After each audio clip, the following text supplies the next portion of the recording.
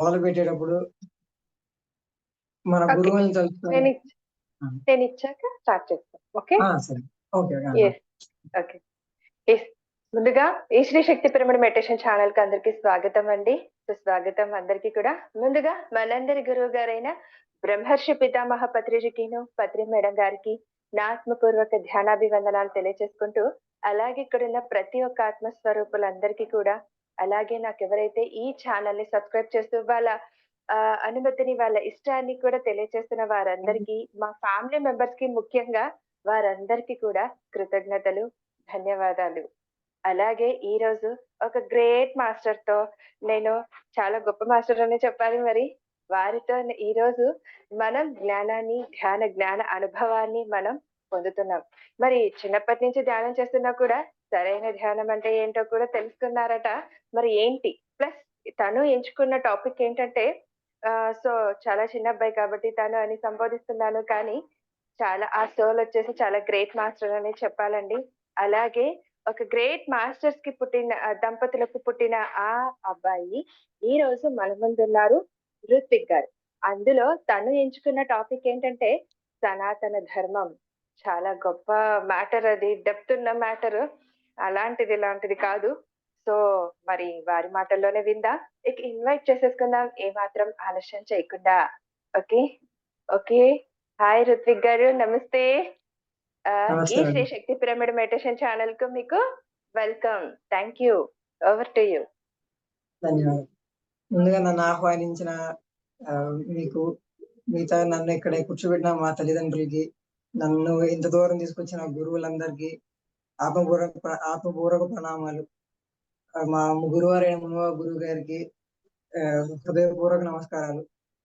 ముందుగా ఈ మీటింగ్ ని మనం ఒక శ్లోకంతో, గురువుల్ని పూజించాలి, ఎప్పుడు గురువుకి ప్రథమ పీఠ ఉంటుంది కాబట్టి గురు మంత్రం చదివి మొదలు పెడతాను. ఓం గురు బ్రహ్మ గురుర్విష్ణు గురుర్దేవో మహేశ్వర గురు సాక్షాత్ పరబ్రహ్మ తస్మై శ్రీ గురువే నమః. గురువులందరికీ నా ప్రణామాలు. ముందుగా నా పరిచయం. నా పేరు రుత్విక్ అండి. శివప్రసాద్ పద్మావతి దంపతుల ద్వితీయ పుత్రుడిని. చిన్నప్పటి నుంచి మా ఇంట్లో ఇట్లా ఆధ్యాత్మిక మార్గంలో ఉంటున్నామని మాకు చిన్నప్పటి నుంచి అయ్యే నేర్పించారు. ఇదే జీవనకి, మన జీవన విధానానికి సరైన విధానం.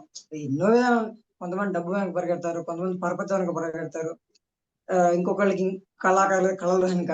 మనకి ఏంటంటే, కానీ ఒక మనిషి అన్న తర్వాత తన ప్రయాణం అనేది తన ఆత్మ ఎదుగుదలకి ఉండాలని, ఆ ప్రయాణాలను నన్ను చిన్నప్పటి నుంచి మా అమ్మ నాన్నలు ఉంచడం జరిగింది. వాళ్ళ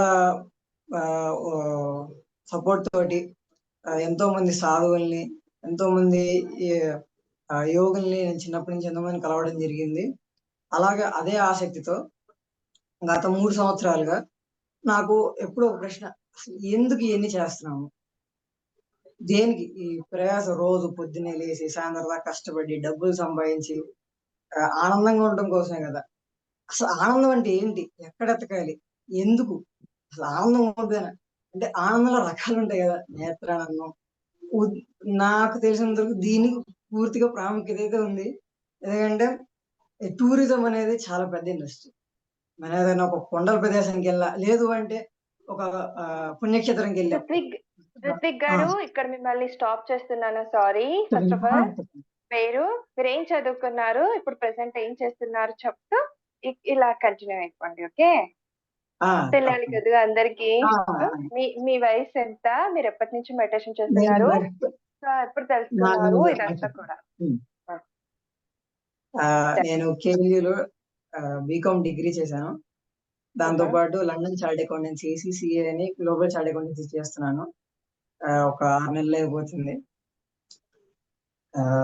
చదువు గురించి అయితే నేను పెద్దగా అందులోకి వెళ్ళింది లేదు. కానీ ఎప్పుడు నేను కాలేజ్ మొదలైనప్పటి నుంచి కాలేజ్ లో కంటే యూట్యూబ్ లో ఎక్కువ ఉండేవాడిని. సనాతన ధర్మం గురించి తెలుసుకోవాలి, అది ఏంటి అంటారు, సనాతనం అంటే ఏంటి, సనాతనం అంటే తర్వాత మొట్టమొదటి అర్థమైంది, అసలు ఆ పదానికి అర్థం తెలుసుకుందాం అనుకున్నా. సనాతనం అంటే శాశ్వతమైనది అని ఒక మీటింగ్ లో అక్కడ విన్నట్టు గుర్తు. విన్నాను. మొత్తానికి అయితే ఒక విత్తనం పడింది, మొదటి బీజం శాశ్వతమైనది అంటే అనుకున్నా. ఓకే, శాశ్వతం. శాశ్వతమైనది ఎట్లా ఉంటది? ఇది గొప్పగా ఉంటుందా? అంటే అందులో నాకు రాదు అర్థమైంది ఏంటంటే, ఒక మనిషి జీవితానికి, ఒక మనిషి మానసిక ఎదుగుదలకి, ఒక మనిషి ఆత్మోన్నతికి ఆ ఏదైతే కావాలో అన్ని కలగలిపిన ధర్మాలు కలిపితే మన సనాతన ధర్మం. నేను దీనికి కొన్ని వేరే వేరే దేశాలు ఆచారాలు వాటి గురించి చెప్పాలనుకుంటున్నాను. ఎందుకంటే వేరేవి తెలుసుకున్నప్పుడు మన సనాతన ధర్మం అంటే ఏంటో తెలిసింది నాకు. ఇంకా ఇప్పటికీ సనాతన ధర్మం అంటే ఇది అని చెప్పంటే ఇప్పటికి నేను చెప్పలేను. కానీ అది ఇలానే ఉంటుంది, అది ఇదే కదా అని మాత్రం చెప్పగలను. ఎలాగా అంటే, ఇప్పుడు ప్రపంచంలో నార్త్ కొరియా అని ఒక దేశం ఉంది.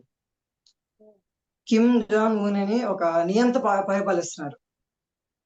అయితే అంటారు అతను బాగా క్రూరుడు, అసలు మనుషులా చూడు, స్వేచ్ఛ ఉండదు, అది ఇది అంటారు. కానీ నాకు మాత్రం ఒక సనాతన ధర్మం గురించి కాదు, అతను ఒక జీవన విధానం ఇచ్చాడు. అక్కడ మనుషుల్ని అతను తొక్కేయచ్చు కాక. ఎట్లాగంటే ఒక చిన్న ఉదాహరణ, అతను ఎంత క్రూరంగా ఉండడం ఒక చిన్న ఉదాహరణ. ఒక 8 ఏళ్ళలో 10 ఏళ్ళలో అబ్బాయి యాక్సిడెంట్ అయినప్పుడు వాళ్ళ ఇంటి నుంచి బయటకు వచ్చేస్తున్నప్పుడు లోన కిమ్ జాంగ్ ఉన్ వాళ్ళ నలుగురు తాతగారు ఫోటోలు బయటికి తీసుకురానందుకు వాళ్ళ అమ్మగారు ఏం చేశారంటే, అది యాక్సిడెంట్ అయితే ఆయన్ని అతని పిల్లాన్ని తీసుకొచ్చారు, కానీ ఆ 4 పటాలు తీసుకురావాలి. అందుకని ఏం చేశారంటే నార్త్ కొరియా గవర్నమెంట్ 10,000 మంది ఉన్న ఒక స్టేడియంలో మధ్యలో కూర్చోబెట్టి గంతో పెళ్లి చంపేస్తారు. ఇది ఫోటోలు తీసుకురానందుకు. అంటే ఏంటి, అక్కడ కిమ్ జాంగ్ ఉన్ వాళ్ళ సిద్ధాంతం ఏంటంటే, మేమే దేవుళ్ళం, మీరు మమ్మల్నే పూజించండి, మా పితృదేవతలనే పూజించండి, మా 4 తరాలు ఉన్నాయి, వాళ్ళే మీకు దైవం, మేము చెప్పిందే మీకు వేదం. అయ్యుండొచ్చు, అది క్రూరంగానే ఉంటుంది. కానీ ఈ రోజు మనుషులకి స్వేచ్ఛ ఇచ్చినప్పుడు ఎట్లా ఉంటుంది? దుర్వినియోగం జరుగుతుంది. కానీ ఆ దేశం అధునాతిక టెక్నాలజీ పరంగా కానీ, అగ్రికల్చర్ పరంగా కానీ, ఒక ఎకానమీ పరంగా ఎంతో స్ట్రాంగ్ గా ఉంటుంది. అందరూ ఒక తాటి మీద ఉంటారు. అతను చెప్పొచ్చు కాక నేనే దేవుడినని. కానీ మనకే ఉన్నారు, శివుడు దేవుడు ఎవరు చెప్పారండి? మన పెద్దవాళ్ళేగా. విష్ణువు దేవుడు మన పెద్దవాళ్ళేగా చెప్పింది. మనం కూడా మన పెద్దవాళ్ళు చెప్పిన ఆలోచన బానిసలమేగా. అతను అనుకుంటున్నాం అంతే, జనాలు తొక్కాడని. మనం బానిసం కాదా? అయితే మనం అక్కడ ఏంటంటే తేడా, ఇక్కడ మనకు స్వేచ్ఛ ఉంది, వాళ్ళకి స్వేచ్ఛ లేదు. కానీ అక్కడ స్వేచ్ఛ లేకపోయినా వాళ్ళకు జీవన విధానం ఉంది. ఆ మనలాగే ఒక కుటుంబం కావాలి, అక్కడ పేదరికం ఉండదు, అక్కడ ఒక్క అడుక్కునేవాడు ఉండడు, ఆర్థిక తారతమ్యాలు ఉండవు. కాకపోతే ఏంటంటే మనుషులు అలా ఉండి ఉండి ఈ తరం బాధపడచ్చు, పోయిన తరం బాధపడచ్చు, కానీ తర్వాత వచ్చే తరం బాగుంటారు. ఎందుకంటే చిన్నప్పటి నుంచి వాళ్ళే దేవుడు కాబట్టి వాళ్ళు ఏం పెద్దగా ఇబ్బంది పడరు. మనకి మనల్ని వేరే బ్రిటిష్ వాళ్ళు ఉన్నారు, వాళ్ళు మధ్యలో వచ్చి తొక్కారు కాబట్టి వాళ్ళు మనం తిరుగుబాటు చేసేవారు. వాళ్ళు మొదటి నుంచి ఉంటే మనకి తెలియదు కదా. అది అలాగా నార్త్ కొరియాలో వాళ్ళే దేవుళ్ళు అంట. సరే ఏమన్నామని, కానీ ఒక 3 తరాలు పోతే వాళ్ళు పూజిస్తారు, వాళ్ళే ఆ కిమ్ జాంగ్ ఉన్ ని ఆరాధిస్తారు. అంటే వాళ్ళ దేవుడు వాళ్ళ కళ్ళ ముందు ఉన్నాడు. అంటే ఆ తరానికి వచ్చే ఆత్మవిశ్వాసం ఎట్లా ఉంటుంది? కానీ ఇదేమంత సర్వోత్తమైంది కాదు. కానీ సనాతన ధర్మంలో కూడా ఇదే ఉంటుంది. మన చుట్టుపక్కల ఉండే వాళ్ళందరినీ తల్లిదండ్రులు, గురువులు, జంతువులు, 84 లక్షల జీవరాశులు అన్నిట్లో దేవుని చూడమంటారు. మనం మామూలుగా ఏదైనా ఎక్కిరించాలంటే చీప్ అని అంటాం, కానీ వరాహ అవతారం అంటారు. ఒక కప్పు ఉంటుంది, కప్పుని అబ్బా అది ఒక రకంగా కంపరంగా అనుకుంటారు. కానీ మాండుక్యోపనిషత్తు అని ఒక ఉపనిషత్తు ఉంది. కప్ప గెంతడం చూసి ఒక ఋషి ఇదే కదయ్యా ఆత్మజ్ఞానం అన్నాడంట. నేను మొన్నే గరికపాటి గారి స్పీచ్ లో విన్నాను. అంటే మన సనాతనలో ఏం నేర్పుతుంది? మన చుట్టూ ఉన్న దైవాన్ని నేర్పుతుంది. ఇలా ఉంటుంది, ఇది సనాతన ధర్మం అంటే తెలిసింది. నేను నార్త్ కొరియా నుంచి తెలుసుకున్నాను. మనం ఆలోచనలకు బానిసలే, కానీ దేనికి ఉండాలి? ఇలా ఉండాలి, ఒక స్వేచ్ఛనిచ్చి మన చుట్టూ ఆనందకరంగా ఉండాలి, అప్పుడు అది సనాతన ధర్మం. ఇంకోటి ఇది ఇంకొక దేశం, జపాన్ అనే దేశం. 1945లో రెండో ప్రపంచ యుద్ధం జరిగినప్పుడు పూర్తిగా నాశనం అయిపోయింది. రెండు అణుబాంబుల వల్ల హీరోషిమా నాగాసాకిలో అది ఉండేది ఆంధ్ర కంటే చిన్నది. అది ఆ దేశం ఆంధ్రప్రదేశ్ కంటే చిన్నది. కానీ అది పూర్తిగా నేలమట్టం అయిపోయింది.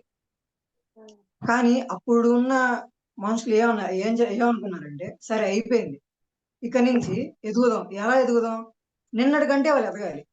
సరే అయిపోయింది, అది అయిపోయింది. ఇక నుంచి పేలిపోయిన బిల్డింగ్ తీసుకురావాలి, చనిపోయిన తీసుకురాలేము. కానీ ఇప్పుడు మనం ఉన్నాం. ఆ ఉన్న కొద్ది జనాభా ఈ రోజు ప్రపంచంలో టాప్ 3లో జపాన్ టెక్నాలజీలో, ఎకానమీలో టాప్ 1లో ఉంటుంది. అక్కడ ఉన్న ఎకనామిక్ పాలసీస్ కానీ, అక్కడ ఉండే గవర్నమెంట్ కానీ చాలా స్టేబుల్ గా ఉంటుంది. ఇప్పుడు పెద్ద పెద్ద గేమింగ్ కంపెనీస్ కావచ్చు, కార్ కంపెనీ టొయోటా, ఇక పెద్ద పెద్దవన్నీ అక్కడి నుంచి వచ్చినాయి. కానీ ఇది మన సనాతనం కూడా అదే నేర్పుతుంది. చూసుకో, నీకు ఎవరితో పోటీ కాదు, నీకే పోటీ. నిన్ను అభివృద్ధి పరుచుకో, నీతో నువ్వు ప్రయాణం చేయి. అదేగా సనాతన ధర్మం అని చెప్పేది. వాళ్ళు అక్కడ పాటించారు, అక్కడ పాటించి ఎదిగారు. కానీ ఇక్కడ జపాన్ లో ఏమైందంటే వాళ్ళు పని చేసి చేసి మరమనుషులు అయిపోయారు. ఈ రోజు పిల్లలు పుట్టట్లేదంట. పిల్లలు పుట్టడానికి ఎన్నో హాస్పిటల్స్, ఎన్నో ఎంతో మంది డాక్టర్లు, కొత్త కొత్త రకరకాల రోగాలు, రకరకాల మందులు వచ్చాయి. పిల్లలు పుట్టడానికి అంత కష్టమా? అంత కష్టం.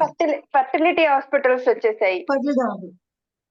ఎంతో మంది డయాగ్నోసిస్ దానికి సంబంధించి. అంటే పిల్లలు పుడతాం ఒక సహజమైన క్రియ, దానికి అంత అవసరం కాదు వచ్చింది. అంటే వాళ్ళు పాటించారు, కానీ పూర్తిగా తెలియదు. ఉన్న కోణాలన్నీ తెలియవు వాళ్ళకి. ఒకటి పట్టుకున్నారు అంతే, నేలమట్టే కానీ మనకు కావాలి, అది నేర్చుకున్నారు. అది నేను అక్కడి నుంచి నేర్చుకుంది. అంటే ఒకవేళ నిజమైన ధర్మం ఇక్కడ వాళ్ళు పాటించిన ధర్మం ఏంటి, వాళ్ళ అభివృద్ధి చేసింది, కానీ పూర్తిగా చేయలేదు. వాళ్ళ మానసిక ఎదుగుదల లేదు అక్కడ. భౌతికంగా ఎదిగారే కానీ మానసిక ఎదుగుదల లేదు, ఆత్మస్థాయిలో ఎదుగుదల లేదు. ఇలాగా క్రిస్టియానిటీ ఉంది, ప్రపంచవ్యాప్తంగా ఉంది. క్రిస్టియానిటీలో కూడా చెప్పేది ఏంటి? అందరినీ ప్రేమించండి, అందరినీ మన్నించండి. అది అందరినీ ప్రేమించడం అంటే ఏంటి అంటే, అందరిని ఎందుకు ప్రేమిస్తాం మనం? ఒక మనిషిని లేదంటే ఒక వ్యవస్థని మనం ప్రేమిస్తున్నాం అంటే అక్కడ మనం సెల్ఫ్లెస్ గా ఉంటాం. అంటే ఒక సాక్షిగా మనకి వాళ్ళకి ఏం కావాలో అది మనం ముందులో పెడతాం. మనం ప్రేమించే వాళ్ళని మన అవసరాల కంటే వాళ్ళ అవసరాలు ముందు పెడతాం. ఎప్పుడైతే అందరినీ ప్రేమిస్తాం అప్పుడు గొడవలు ఉండవు, ఈగో ఉండదు. ఈ రోజు ప్రపంచంలో యుద్ధాలు జరుగుతున్నాయి, రష్యాకి యుక్రెయిన్ కి, ఇంకా ఏదో ఇరాన్ కి అక్కడ జరుగుతుంది. అంటే వాళ్ళకేంటి? అహంకారమేగా. వాళ్ళకి ఈగో, అది మాది అనేది. అంతా ఒకటే కదా, అంతా భూమే కదా, అంతా అన్నదమ్ములే కదా. ఆ భావన వాళ్ళకి లేదు. అది తెలియలే. అంటే అంత ఆలోచన బుద్ధి కూడా లేక ఈగో వాళ్ళు కొట్టుకుంటున్నారు. సరే రష్యాకి యుక్రెయిన్ కావాలి అంటే యుక్రెయిన్ లో ఉన్న మనుషులు కావాలా? ఉక్రెయిన్ ఆ భూభాగం కావాలా? అంటే రష్యా అందరూ ఇప్పుడు ఉక్రెయిన్కి వెళ్ళిపోయారు. అప్పుడు అది రష్యానా ఉక్రెయినా? ఏది కావాలో కూడా తెలియదు. కానీ కొన్ని కోట్లు ఖర్చు పెడుతున్నారు దాని మీద. ఎంతో మంది ప్రాణాలు. ఒక జీవికి ఎన్ని ఎమోషన్స్ ఉంటాయి. ఎంతమంది చిన్నపిల్లలు చనిపోతున్నారు, ఏదీ లేదు. మళ్ళీ వాళ్ళేమో ప్రపంచాన్ని ఉద్ధరించే వాళ్ళు, ప్రపంచంలో వ్లాదిమిర్ పుతిన్ ప్రపంచంలోనే ఒకప్పుడు ధనవంతుడి స్థానంలో మొట్టమొదటిలో ఉన్నాడు. మరి ఏమి ఎదిగాడు? లేదు, ఏమీ ఎదగలేదు. అలాగా అన్ని ధర్మాలు కలగలిపితే వచ్చే సనాతన. అంటే క్రిస్టియానిటీలో ప్రేమ వచ్చే కరుణ. నార్త్ కొరియాలోనేమో అంటే ఒక క్రమశిక్షణ. జపాన్ లోనేమో మనతో మన ప్రయాణం. ఇలా ప్రతి కల్చర్ లో, ప్రతి ఒక్క ఆచారాల్లో అన్ని కలగలిపితే వచ్చిన సనాతన ధర్మం.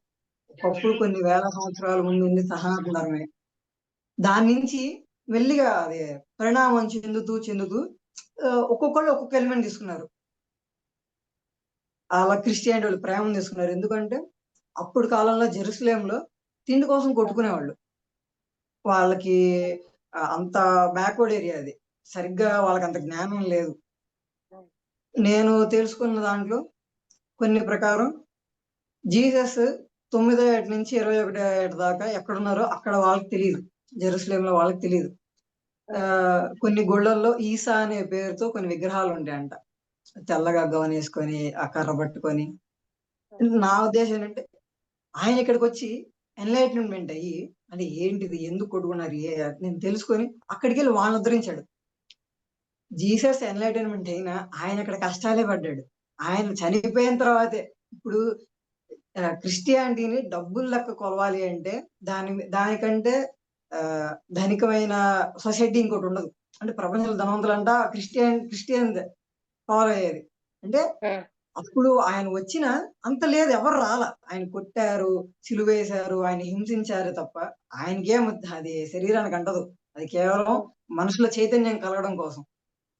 ఆయన ఒక ఆత్మజ్ఞాని. ఇలాగా ఇట్లా పలు విషయాలు తెలుసుకున్న తర్వాత నాకు అర్థమైన విషయం ఏంటంటే, ఇవన్నీ తీసుకొచ్చి మా సనాతన ధర్మం ఏం నేర్పుతుంది అంటే, నీతో నువ్వు ప్రయాణం చెయ్యి, నువ్వు తెలుసుకో, అసలు ఎందుకు ఇది, నువ్వు ఎందుకు వచ్చావు, డబ్బులు సంపాదించడం కోసమా? ఇట్లాంటివి ఎన్నో ఉండేవండి. పూర్తిగా కాలక్రమేణా గత 1000 ఏళ్లలో మొఘల్ డైనాసిటీ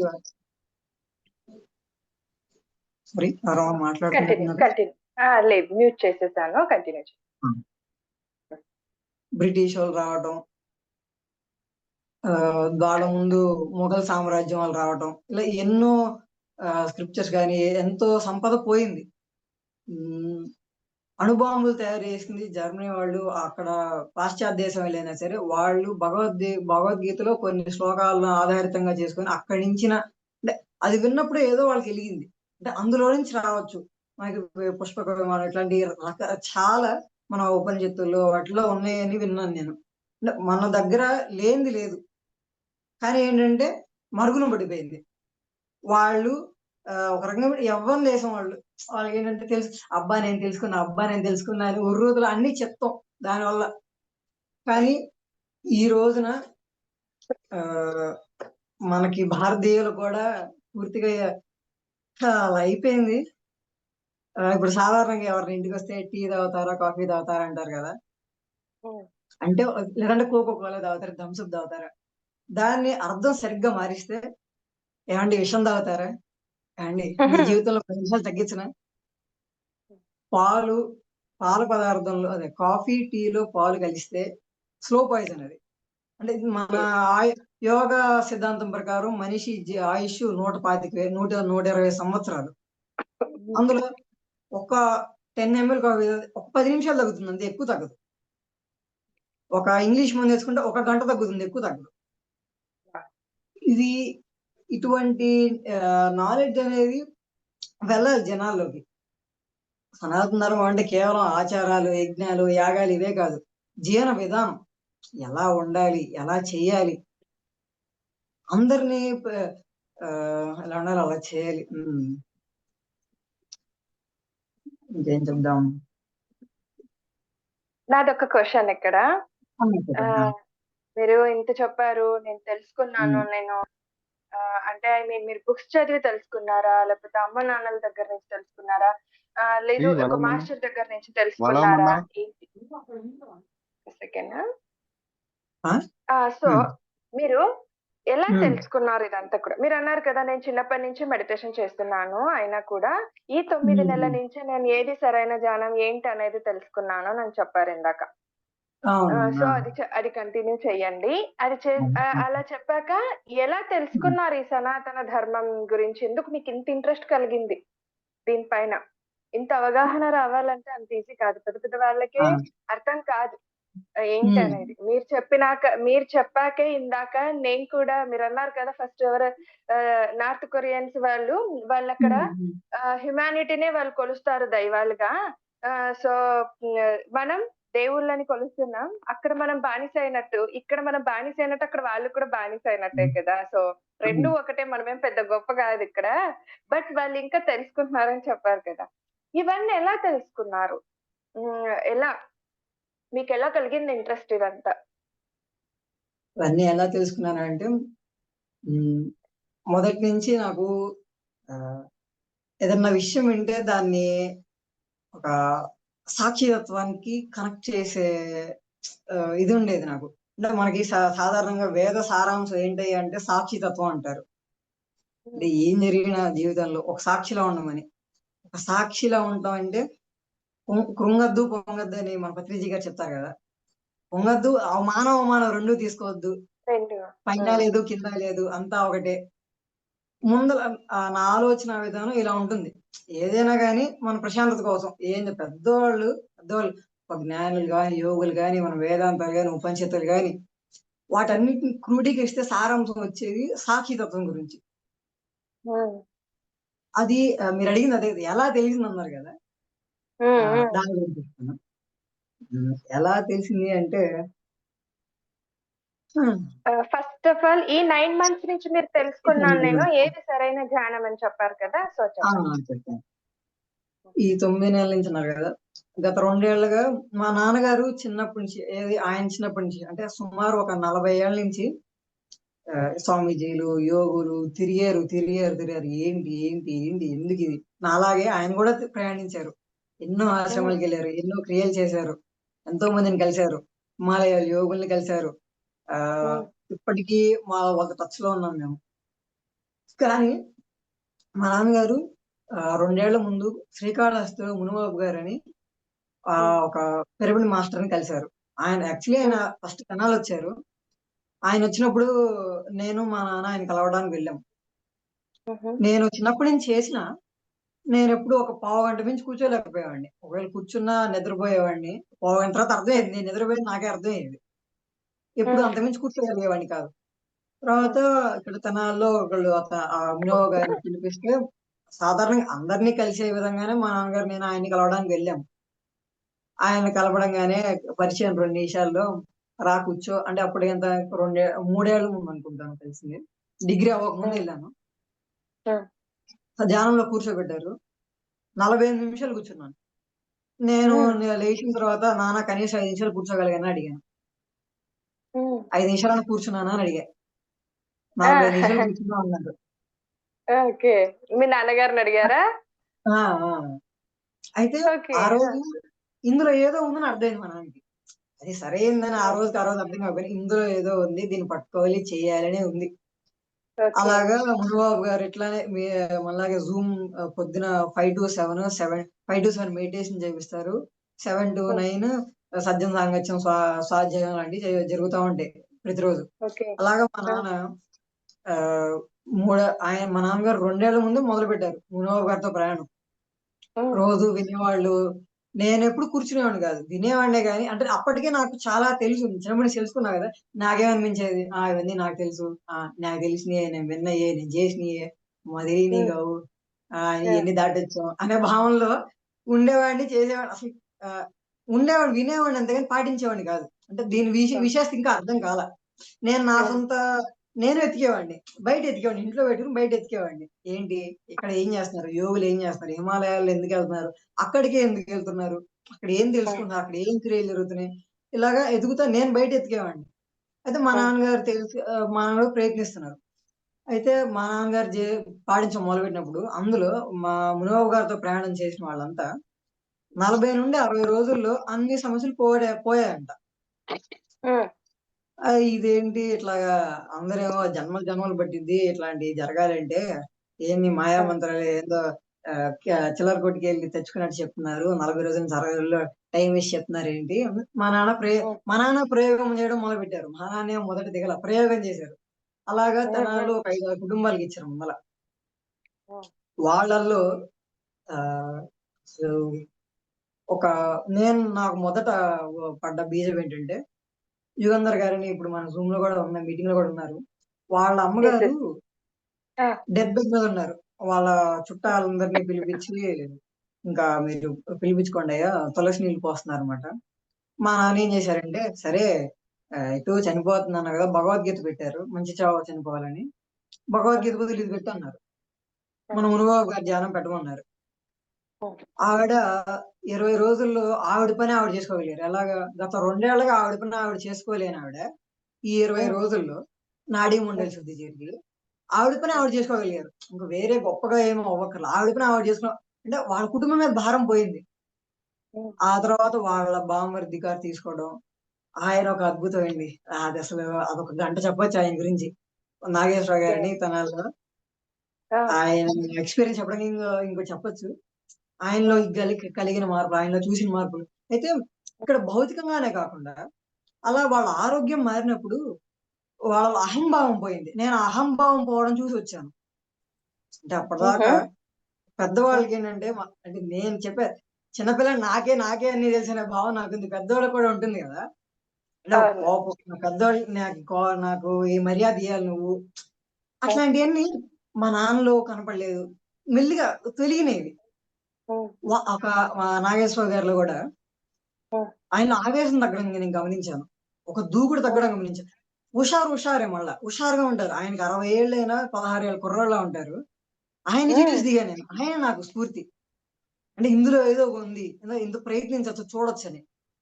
అలాగా నేను రావటం మొదలుపెట్టా. ఇది గత 9 నెలల ముందు ఇందులో ఏదో ఉంది. ఇందులో కూడా ఏదో విశేషత ఉంది. నేను దిగితే గాని అర్థం కాదు. ఇలా చూసి వదిలేయకూడదనే ఉద్దేశంతో దిగి మొదలుపెట్టాను చేయటం. అలా చేస్తూ ఉండగా మా మునబాబు గారి దగ్గరికి కళాధర స్వామి అని ఆయన 15 ఏళ్ళు హిమాలయ పర్వతాల్లో ఆశ్రమాల్లో సాధన చేసొచ్చారు. ఆయన చెప్పారు. అక్కడ హిమాలయాల పర్వతాల్లో ఏదైతే క్రియలు జరుగుతున్నాయో, ఏదైతే నాడీ మండల సిద్ధి జరుగుతుందో, మన మునబాబు గారి దగ్గర అదే జరుగుతుందన్నారు. అబ్బా! నేను ఇన్నాళ్ళు ఎతికింది ఇదే కదా అనుకున్నా. అలాగా మెల్లిమెల్లిగా యూట్యూబ్ లో కూడా టిఆర్ఎస్ మీడియా అని రణ్వీర్ అని ఒకతను ఉన్నాడు. అతను ఇట్లాగా స్పిరిచువల్ గా ఉండే వాళ్ళని, సాధన చేసే వాళ్ళని, దయ్యాలు వదలగడతారు కదా, ఎక్సోరిజం అంటారు. వాళ్ళని ఇట్లాగా రకరకాల వాళ్ళని ఇట్లాగా ఎవరైతే ఆధ్యాత్మికంగా వాళ్ళందరినీ షోలు పెట్టి మాట్లాడిస్తుంటారు. ఇట్లాగా ఇలాగే పాడ్కాస్ట్ లా చేసి మాట్లాడుతుంటారు. కాన్వర్సేషన్ వాళ్ళిద్దరి మధ్య జరుగుతున్నట్లు. అతను క్వశ్చన్స్ అడుగుతారు. దయ్యాల గురించి, భూతాల గురించి, అసలు ఏంటి ఆత్మ ప్రయాణం. వాళ్ళలో కూడా ఒక ఇద్దరు యోగుల్ని చూశాను నేను. వాళ్ళు క్రియాయోగం చేసేవారు. క్రియాయోగంలో వాళ్ళ పరంపర క్రియాయోగం అన్నమాట. వాళ్ళు ఏం చెప్తారంటే, అమ్మో నాడీ మండల సిద్ధి అక్కడ ఉంటది అది. అంటే ఆ క్రియ జరిగేది దాని మించింది లేదు అని చెప్తారు. అక్కడ ఏదైతే దాని మించింది లేదని చెప్తారు. రోజు మా అమ్మగారు గారు రోజు అదే చెప్తారు. ఆనాపానసతి నిద్రాణంలో 3:30 చుట్టు చుట్టుకొని నిద్రాణంలో కుండలిని శక్తి మన నాభి కింద ఉంటుందని ఇట్లా కొన్ని పాయింట్స్ ఉన్నాయి చిన్న చిన్నవి. వాళ్ళు ఏదైతే అమ్మో అది దానికే వెళ్ళాలి, మేము దానికే ప్రయత్నిస్తున్నాం అనేది ఇక్కడ రోజు ఆయన చెప్తున్నారు. అయితే ఇదే నేను సరిగ్గానే ఉన్నాను. ఇలాగా నలుగురు శ్రీఎం అని ఈ మధ్య ఫేమస్ అయ్యారు. అతని పుస్తకాలు కూడా ఉన్నాయి. ఆయన 19 ఏటే ఆయనకి శ్రీ బాబాయ్ అని వాళ్ళ గురువు గారు హరిద్వార్ వచ్చామని ఆయన మెసేజ్ వస్తే ఆయన 19 ఏటే ఇల్లు విడిచేసి వెళ్ళిపోయారు. 3 ఏళ్ళు అక్కడ, అంటే 19 నుంచి 22 ఏళ్ళ దాకా 3 ఏళ్ళు అక్కడ ఆయనతో సాధన చేశారు. ఆయన క్రియాయోగం పరంపరే. అయితే అతన్ని అక్కడ ఎంతో మంది యోగుల దగ్గర తీసుకెళ్లారు. ఎలాగా సిద్ధులు ఉన్న వాళ్ళకి అష్ట సిద్ధులు అంటారు. అంటే గాలి ఎగరగలటం, దివ్య దృష్టి ఉండటం, అదే ఎప్పుడు వస్తువుని గాలి వేసి తీయగలరు, రుద్రాక్షలు ఏదంటే అది. ఇంక వాళ్ళకి ఏదైనా తీయగలరు, వాళ్ళు ఏదైనా చేయగలరు. వాళ్ళందరి దగ్గర తిప్పి చూపించాలి. నానా వాళ్ళ చేయగలరు, కానీ మన ప్రయాణం అంతిమం అది కాదు. నీకు సిద్ధులు వచ్చుగాక నీకు సాధనలో వస్తాయి. ఇప్పుడు ఎలాగంటే వ్యాపారంలో మనం వ్యాపారం చేసేప్పుడు డబ్బులు వస్తాయి, లాభాలు వస్తాయి. ఒక దూరాలోచన లేనివాడు ఖర్చు పెట్టేస్తాడు. కార్లు కొనటం, ఒక హడావిడి. కానీ ఒక దూరాలోచన మళ్ళీ వ్యాపారంలో పెట్టుబడి పెడతాడు, దాన్ని పెంపొందిస్తాడు. ఎప్పుడైతే అక్కర్లేదు అప్పుడు కొంటాడు. దూరాలోచన ఉండాలి. నానా నీకు సిద్ధులు ఏంటంటే నిన్ను పడేయడానికి, నీకు నీకు ఒక అప్రిసియేషన్ లాంటిది. నువ్వు అప్రిసియేషన్ పడ్డావా అక్కడే అయిపోతావు, సిద్ధుల దగ్గర అయిపోతావు. కానీ అసలు నీ ప్రయాణం తెలుసుకోలేవు. నీ ప్రయాణం తెలుసుకోవాలంటే ఆ సిద్ధులు దాటాలి. మా మునిబాబు గారు రోజు అదే చెప్తారు. మీకు నాడీ మండల శుద్ధి జరిగే కొద్దీ ఏదో విజన్స్ కనపడతాం, మీకు గురువులు మీతో మాట్లాడతాం. కానీ అది కాదు, మీరు అడిగి తెలుసుకోవాలి. మీరు అదే పరిస్థితి కాదు, మీరు దాని నుంచి ఎదగాలి, మీరు ఏంటని తెలుసుకోవాలి. ఇలాగ ఎంతో మంది విన్న తర్వాత అర్థమవుతుంది నేను సరైన విధానంలోనే ఉన్నాను. నిన్నే మా గురువు గారితో కూడా పంచుకున్నా, గురువు గారు మీరు మాకు దొరకడం ఎంతో అదృష్టం అని. దాంతో పాటు రీసెంట్ గానే ఒక వారం ముందు గరికపాటి గారిది మాండుక్యోపనిషత్తు విన్నాను. జూమ్ లో ఉన్న అందరికి, తర్వాత వినే వాళ్ళందరికీ గరికపాటి గారిది మాండుక్యోపనిషత్తు అసలు ఒక అద్భుతం అండి. ఆ వీడియో 2 గంటల వీడియో. మీరు ఆ రోజు మళ్ళీ పుడతారు. అసలు ఆనందం అంటే ఏంటో ఆ వీడియో విన్న తర్వాతే అర్థమవుతుంది. అంటే ధ్యానంలో ఉన్న వాళ్ళకి తెలుస్తది అది ఏంటనేది. మనకు కొన్ని మాటల్లో పెట్టలేం. కానీ ఆ మాండుక్యోపనిషత్తు వింటే అసలు ఆనందం అంటే ఏంటి అనేది ఆ మాటల్లో పెట్టి ఆయన మాటల్లోనే వినాలి. 2 గంటలు వీడియో తప్పకుండా వినండి. యూట్యూబ్‌లో ఉన్నది. ఓకే. అది విన్న తర్వాత అందులో కూడా హ్మ్. దేవుడు దేవుడిలో సగం జీవుడు అని చెప్పారు. ఒక పాయింట్ ఉంది. విష్ణుమూర్తి కింద ఆదిశేషు 7 చుట్లు చుట్టుకొని ఉంటుందంట. అలాగా మన శరీరంలో 3.5 చుట్లు చుట్టుకొని ఉంటుంది. అలాగే జీవుడే దేవుడు అంటారు కదా!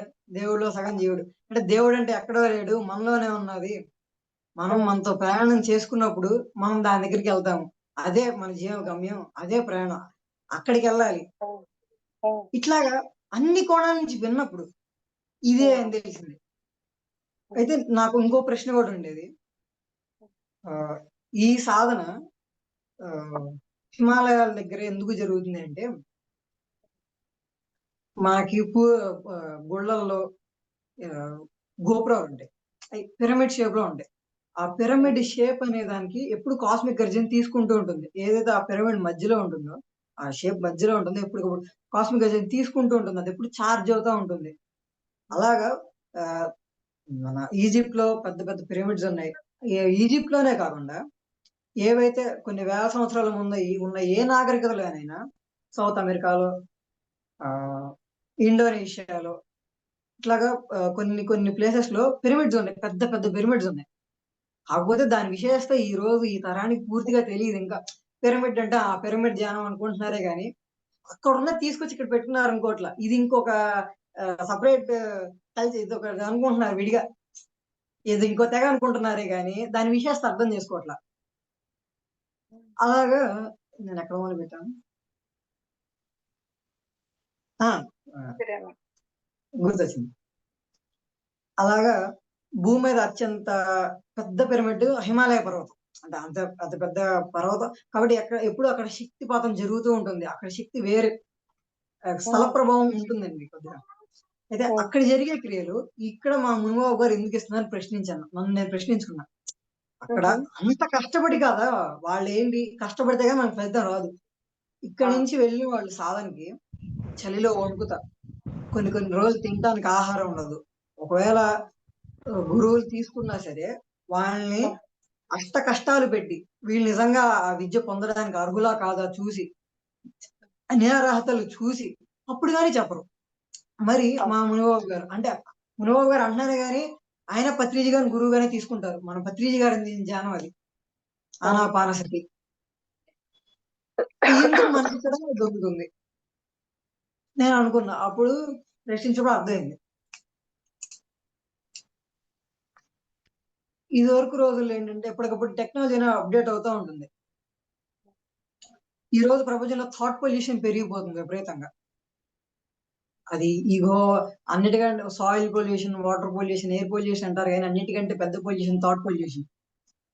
అది మనిషికి ఆగట్ల.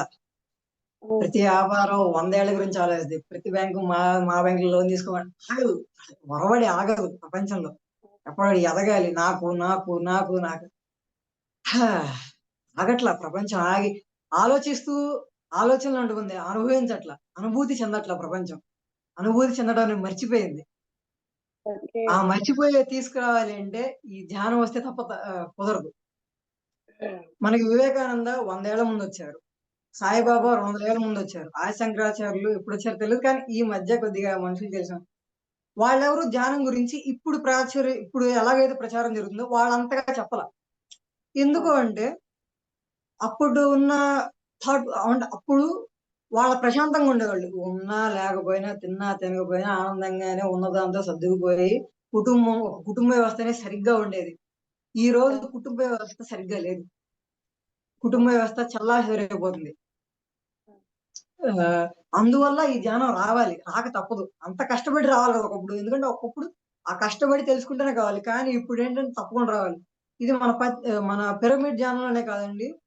అన్ని ధ్యాన సంస్థలు ఎలాగంటే రామచంద్ర మిషన్ ఇప్పుడు హార్ట్‌ఫుల్‌నెస్ అనే పేరుతో ప్రపంచవ్యాప్తంగా బాగా ప్రసిద్ధి చెందింది. 150 దేశాల్లో ఉంది. అది సుమారు వచ్చి 110 ఏళ్లవుతుంది. లాలాజీ గారని ఆయన ఒక ముస్లిం అన్నమాట. ఆయన స్థాపించిన ఆయన. అప్పుడు వాళ్ళు కూడా ధ్యానం నేర్పాలి అంటే వాళ్ళు ఖచ్చితంగా శాకాహారులే ఉండాలి. ఖచ్చితంగా కొన్ని నియమాలు ఉన్నాయి. అవన్నీ పాటిస్తే తప్ప వాళ్ళకి ధ్యానం నేర్పేవాళ్ళు కాదు. ఆ ధ్యానం నేర్పే తర్వాత ధ్యానం కూడా 40 నిమిషాలు చేయమనేవాళ్ళు ఇదివరకు. ఎప్పుడు గత 100 ఏళ్ల నుండి 40 నిమిషాలు మించి చేయొద్దు. ఎప్పటికప్పుడు గురువుతో సాంగత్యంలో ఉండండి. ఒక ప్రిసెప్టర్ అని ఉంటారన్నమాట. ఒక మన పూజారి లాగా అందులో చెప్పాలంటే మన గురువు నుంచి వచ్చే పవర్ మనకు చాలా చేస్తారు. ఎప్పుడప్పుడు వాళ్ళతో ఉండాలి. అలా ఎక్కువ మంది ఉండేవాళ్ళు కాదు. అది ఇప్పుడు 4వ పరంపర దాజీ గారని ఈ గత 2 ఏళ్లలో ధ్యానం ఎంతసేపైనా చేయండి అని ఆయనే తీర్మానించారు. అంటే 100 ఏళ్ల నుంచి ఉన్న ఒక పద్ధతిని ఈ దాజీ గారు వచ్చిన ఒక 10 ఏళ్లలో మార్చారు. ఎందుకు మార్చారు? మామూలుగా హార్ట్‌ఫుల్‌నెస్ లో అంటారు. ఆ ఆరోగ్యం గురించి పెద్దగా చెప్పరు. ఆరోగ్యం గురించి అంటే ధ్యానం చేయండి, ఆరోగ్యం బాగుపడుతుంది. ఆరోగ్యం మీద ఫోకస్ చేసి చెప్పరు. ఎందుకు చెప్పరు? ఇప్పుడెందుకు వచ్చే ధ్యానాలు ఆరోగ్యం ఎందుకున్నాయంటే, ఇదివరకు అన్ని హాస్పిటల్స్ లేవు. ఎందుకు లేవు? అప్పుడు అనారోగ్యాలు లేవు. ఎందుకు లేవు? తిన్నది అరిగేది వాళ్ళకి. కష్టపడేవాళ్ళు. తిన్నది అరగడానికి కష్టపడేవాళ్ళు. ఎలాగంటే 'మిథునం' అని తెలుగులో ఒక సినిమా ఉంది. మన బాలసుబ్రహ్మణ్యం గారిది. వాళ్ళు అందులో కొబ్బరి చట్నీ చేసుకుంటారు. అసలు ఆ కొబ్బరి చట్నీని ఆనందంగా తింటారు. అబ్బా! ఒక పూట మొత్తం కష్టపడి ఆ కొబ్బరి చట్నీని ఆనందంగా తింటే అసలు దాని రుచి అప్పుడు కదా తెలిసేది. ఎంత ఆనందంగా తింటారంటే అరే! నేనెప్పుడు ఆనందం పొందను నిజంగా. మాకేముంది మిక్సీలో ఏస్తే 2 నిమిషాల్లో వస్తది చట్నీ. అవును. అంటే నాకప్పుడు అర్థమైంది. అంటే ఇదివరకు కాలంలో సాంకేతికత పేరుతో మనం బద్ధకస్తులం అవుతున్నామే తప్ప, అందువల్ల ఇన్నున్నాయి. నేను ఇంకా ఇట్లాగా ఆక్యుపెంచర్ చేసేవాళ్ళు ఇట్లా కలుస్తుంటాను. ఈ మధ్య మానసిక వ్యాధులు పెరిగిపోతున్నాయంట.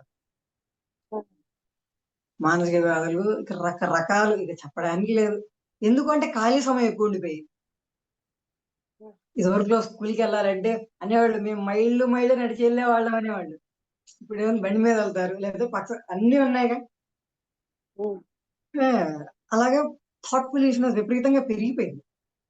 మనకి లెక్క ప్రకారం అయితే గవర్నమెంట్ చేతిలో స్కూలుండాలి. ప్రైవేట్ వాళ్ళ చేతిలో లిక్కర్ షాపులుండాలి. ఇప్పుడేమో గవర్నమెంట్ లిక్కర్ షాప్ రన్ చేస్తుంది. ప్రైవేట్ స్కూల్స్ నడుపుతున్నాయి ప్రైవేట్ సంస్థలు. వాళ్ళు కూడా నడుపుతున్నారా అంటే ర్యాంకులు నేను చదివింది శ్రీ చైతన్యలోనే. మాకు సిక్స్త్ క్లాస్‌లోనే 10థ్ క్లాస్ సబ్జెక్ట్ చెప్పేవాళ్ళు. నేను చదివేవాడిని. కానీ ఎందుకో అర్థమయ్యేది కాదు. ఒక సైన్ థీటా, కాస్ థీటా అంటారు. ఎందుకని చెప్పేవాళ్ళు కాదు. రుద్దడమే, రుద్దడమే, రుద్దడమే. నేను ఈ వయసు 20 ఏళ్ళు వయసులో ఉండి అసలు ఎవరితోనో మాట్లాడాలంటే ఎలా ఉండాలి? ఒక యువకుడంటే ఎలా ఉండాలి? కానీ మాకు చిన్నప్పటి నుంచి ఎట్లా తెలుసా? అమ్మాయితో మాట్లాడితే తప్పు. క్లా ఒక నీ ఆలోచన స్టడీస్ మీదే ఉండాలి. ఒక ఉద్యోగం మీదే ఉండాలి. ఒక ఇల్లు పెట్టు. నువ్వు ఒక ఉద్యోగం సంపాదించాలి. ఆ! ఒక ఒక ఇల్లు కొనుక్కో, ఒక లోన్ తెచ్చుకో. ఒక కారు కొనుక్కో, దాని మీద లోన్ తెచ్చుకో. 20 ఏళ్ళు లోను. జీవితాంతం లోన్ కడతానికే అయిపోయింది. అంటే చిన్నప్పటి నుంచి ఆ ఒక ఇల్లు, ఒక కారుకి విత్తనాలేసేస్తున్నారు. ఇంక అంతకుమించి వద్దా? అంటే నాకైతే అర్థం కాదు. ఇంత చాలంటారు వాళ్ళు. నిజంగా ఒక మనిషికి చాలు. కానీ అది చెప్పకూడదు గదా! మీరు ఎగరండి, తెలుసుకోండి. చివరికి ఇదని మీరు మీకే మీరు తెలుసుకోవాలి గాని మనం చెప్పకూడదు గదా! ఎలా ఉండాలనేది. చెప్పొచ్చు ఇలానే.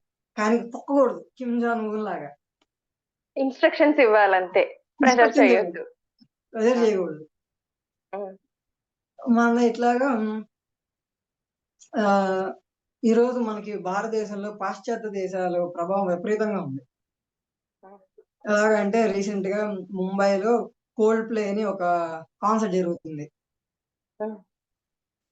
వాళ్ళు అమెరికానో, ఆస్ట్రేలియానో అక్కడి నుంచి వచ్చి ఒక 5, 6 గంటలు పాటలు పాడెళ్తారు. మామూలుగా 2,500 టికెట్. ఈ దాని పిచ్చి ఎలా ఉందంటే పిచ్చి ముదిరి దాన్ని 3,00,000 పెట్టినా కొనుక్కుంటున్నారు. అంటే అది కొన్నోళ్ళు బ్లాక్ టికెట్ లాగా మళ్ళీ రీసేల్ చేస్తుంటే 3,00,000 కూడా కొంటున్నారు. అదే చాగంటి గారిది గాని, గరికపాటి గారిది పెట్టండి ఎంతమందొస్తారో చూద్దాం. ఎవరు తెలీదు. అది పాశ్చాత్య దేశాలు అంటే పాశ్చాత్య దేశాలంటే ఇప్పుడు అమెరికా ఉంది. అంటే పాశ్చాత్య దేశాల కంటే కూడా మన దేశం మీద అత్యధికంగా అమెరికాది ఎక్కువ ప్రభావం ఉంది. అమెరికా వాళ్ళు ఎట్లా అంటే అండి అదొక యవ్వన దేశం. వాళ్ళకి స్వేచ్ఛ ఎక్కువ. అందువల్లే ఇప్పుడు ప్రస్తుతం ప్రపంచాన్ని రన్ చేస్తుంది అంటే కేవలం అదే. ఈరోజు మనం ఉన్నాం మనకేంటి పెళ్లి చేసుకోవాలి, పిల్లల్ని కనాలి, వాళ్ళు పెంచాలి, వాళ్ళు మనల్ని కనాలి. ఇది ఒక సైకిల్లో పడ్డాం. కానీ ఏంటంటే వాళ్ళకి ఆ ఒక స్వేచ్ఛలో ఉంటారు వాళ్ళు. కానీ యాపిల్ కంపెనీ స్టీవ్ జాబ్స్ దాన్ని స్థాపించిన స్టీవ్ జాబ్స్ కూడా యాపిల్ కంపెనీ స్థాపించే ముందు 1976లో ఇక్కడికి వచ్చి భారతదేశానికి వచ్చి నీమ్ కరోలి బాబా అని, అంటే మనకి ఇక్కడ రమణ మహర్షి చాలా ఫేమస్, నార్త్ ఇండియాలో నీమ్ కరోలి బాబా అని బాగా ప్రాచుర్యం ఉంది. ఆయన దగ్గరకు వచ్చి 7 నెలలు సాధన చేశాడు. అంటే ఆయనకు వచ్చినట్టుకి చనిపోయారు ఆయన. అయినా సరే వచ్చి ఆయన అంటే కార్యసాధన తెలిసింది అతనికి, అంటే ఎందుకు ఏంటనేది. కానీ యాపిల్ కొట్టుకుంటారు, కానీ ఈ విషయం చాలా తక్కువ మంది తెలుసు. అది ఎందుకు నాకు తెలియదు. బయట అందరు బడా ఎక్కువ ఉంటారు, మాకుందని ఏదో చూపించుకోవడానికి ఉంటారు. కానీ అది సూపర్, ఆ ప్రోడక్ట్ సూపర్, వాళ్ళు ఇచ్చే సర్వీసెస్ సూపర్. కానీ అది స్థాపించిన వాళ్ళు అసలు అది వాళ్ళకి ఇన్స్పిరేషన్ వచ్చిందే ఇక్కడ రావడం వల్ల. కానీ ఇది ఇక్కడ నేర్చుకుందామని ఎవరికి తెలియట్లా. అది అతను రాసిన పుస్తకంలో ఉంది, దాని గురించి ఎవరు ప్రాచుర్యం, అది ఎంతో మంది కొన్నారు. కానీ అది ఎందుకో బయటికి రాదు. పెద్ద అమెరికాలో పెద్ద పెద్ద యాక్టర్స్ కూడా ఇట్లా నీమ్ కరోలి బాబా గురించి నేను చెప్పడం విన్నాను. ఇట్లానే కాకుండా కొన్ని పెద్ద పెద్ద ఇల్లు హోమ్ టూర్ వీడియోస్ చూస్తుంటాను. అమెరికాలో అట్లాంటా అనే రాష్ట్రమో ఊరో తెలియదు, ఒక ఇల్లు 450 కోట్లతో పెట్టి కట్టారు 27 ఎకరాల్లో. 20 అడుగుల ఫోటో ఉంది రమణ మహర్షి ఆ ఇంట్లో. అంటే 400 కోట్లు పెట్టి కట్టారంటే వాళ్ళకి ఎన్ని కోట్లు ఉండాలి? కట్టి అంటే అన్ని వేల కోట్లు ఉన్నాడు కూడా రమణ మహర్షికి దాసోహం, రమణ మహర్షి గురువు. కానీ భారతదేశంలో ఈ రోజు యువతకి ఎంతమంది తెలుసు? తెలియదు. అది మన చిన్నప్పుడు స్కూల్స్ లో లేవు. అది దానికి ఎలాగంటే అలా అయిపోయింది, చేసేదేం లేదు. మరి ఏం చేద్దాం? మీరు చెప్తున్నారు కదా ఇప్పుడు, సో తెలుసుకోవట్లేదు, తెలుసుకోవాలని చెప్పేసి, మరి ఎలా దీన్ని మార్చడం అంటూ ఎలా? ఇప్పుడు చాలా మంది ఎంజాయ్ చేయాలి, లైఫ్ ని ఎంజాయ్ చేయాలి నన్నే అంటుంటారు. నువ్వు ఇప్పుడే అవసరమా నీకు, ఇప్పుడే ఈ ధ్యానం అని, ఈ క్లాసెస్ అని, అక్కడికి వెళ్ళడం ఇక్కడికి వెళ్ళడం తిరగడం అంటారు. ఇప్పుడు నేను మిమ్మల్ని అంటున్నాను, మీకు అడుగుతున్నాను. ఎందుకంటే ఇంత చిన్న వయసుకి ఇప్పుడు చాలా మంది యూత్ అనే వాళ్ళు ఎంతసేపు మేము ఎంజాయ్ చేయాలి, బయటకు వెళ్ళాలి, తిరగాలి. నాకు తెలిసిన అబ్బాయి జస్ట్ ఇంటర్ 10th అయిపోయింది, ఇంటర్ ఇప్పుడు.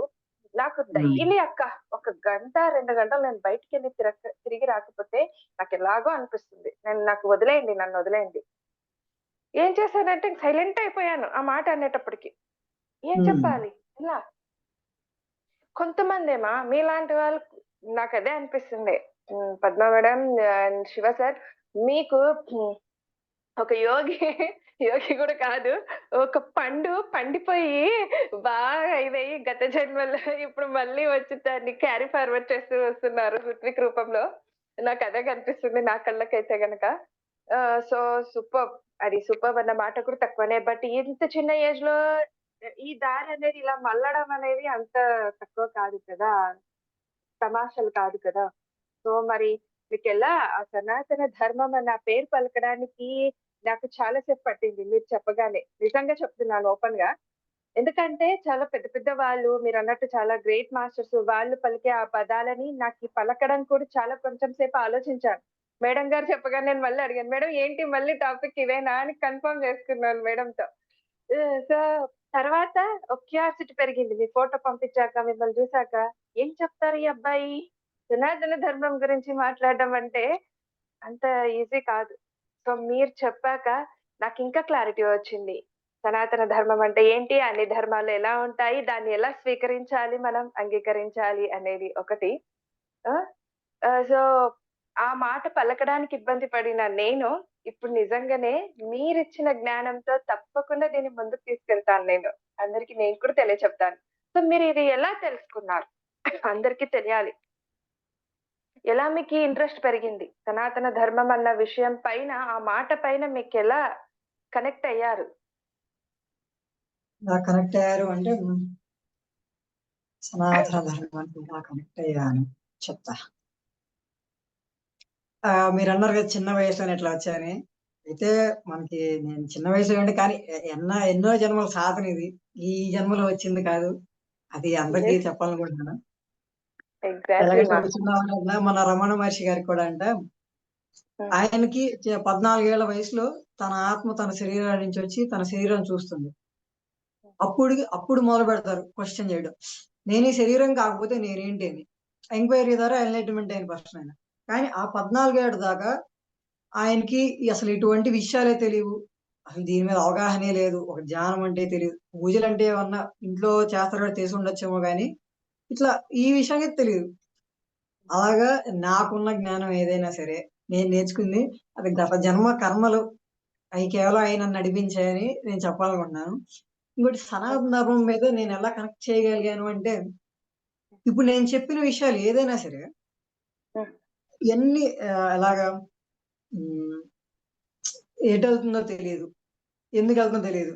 కానీ మన సనాతన ధర్మం ఏంటంటే, ఒక జీవన గమ్యాన్నిస్తుంది. జీవన విధానాన్నిస్తుంది.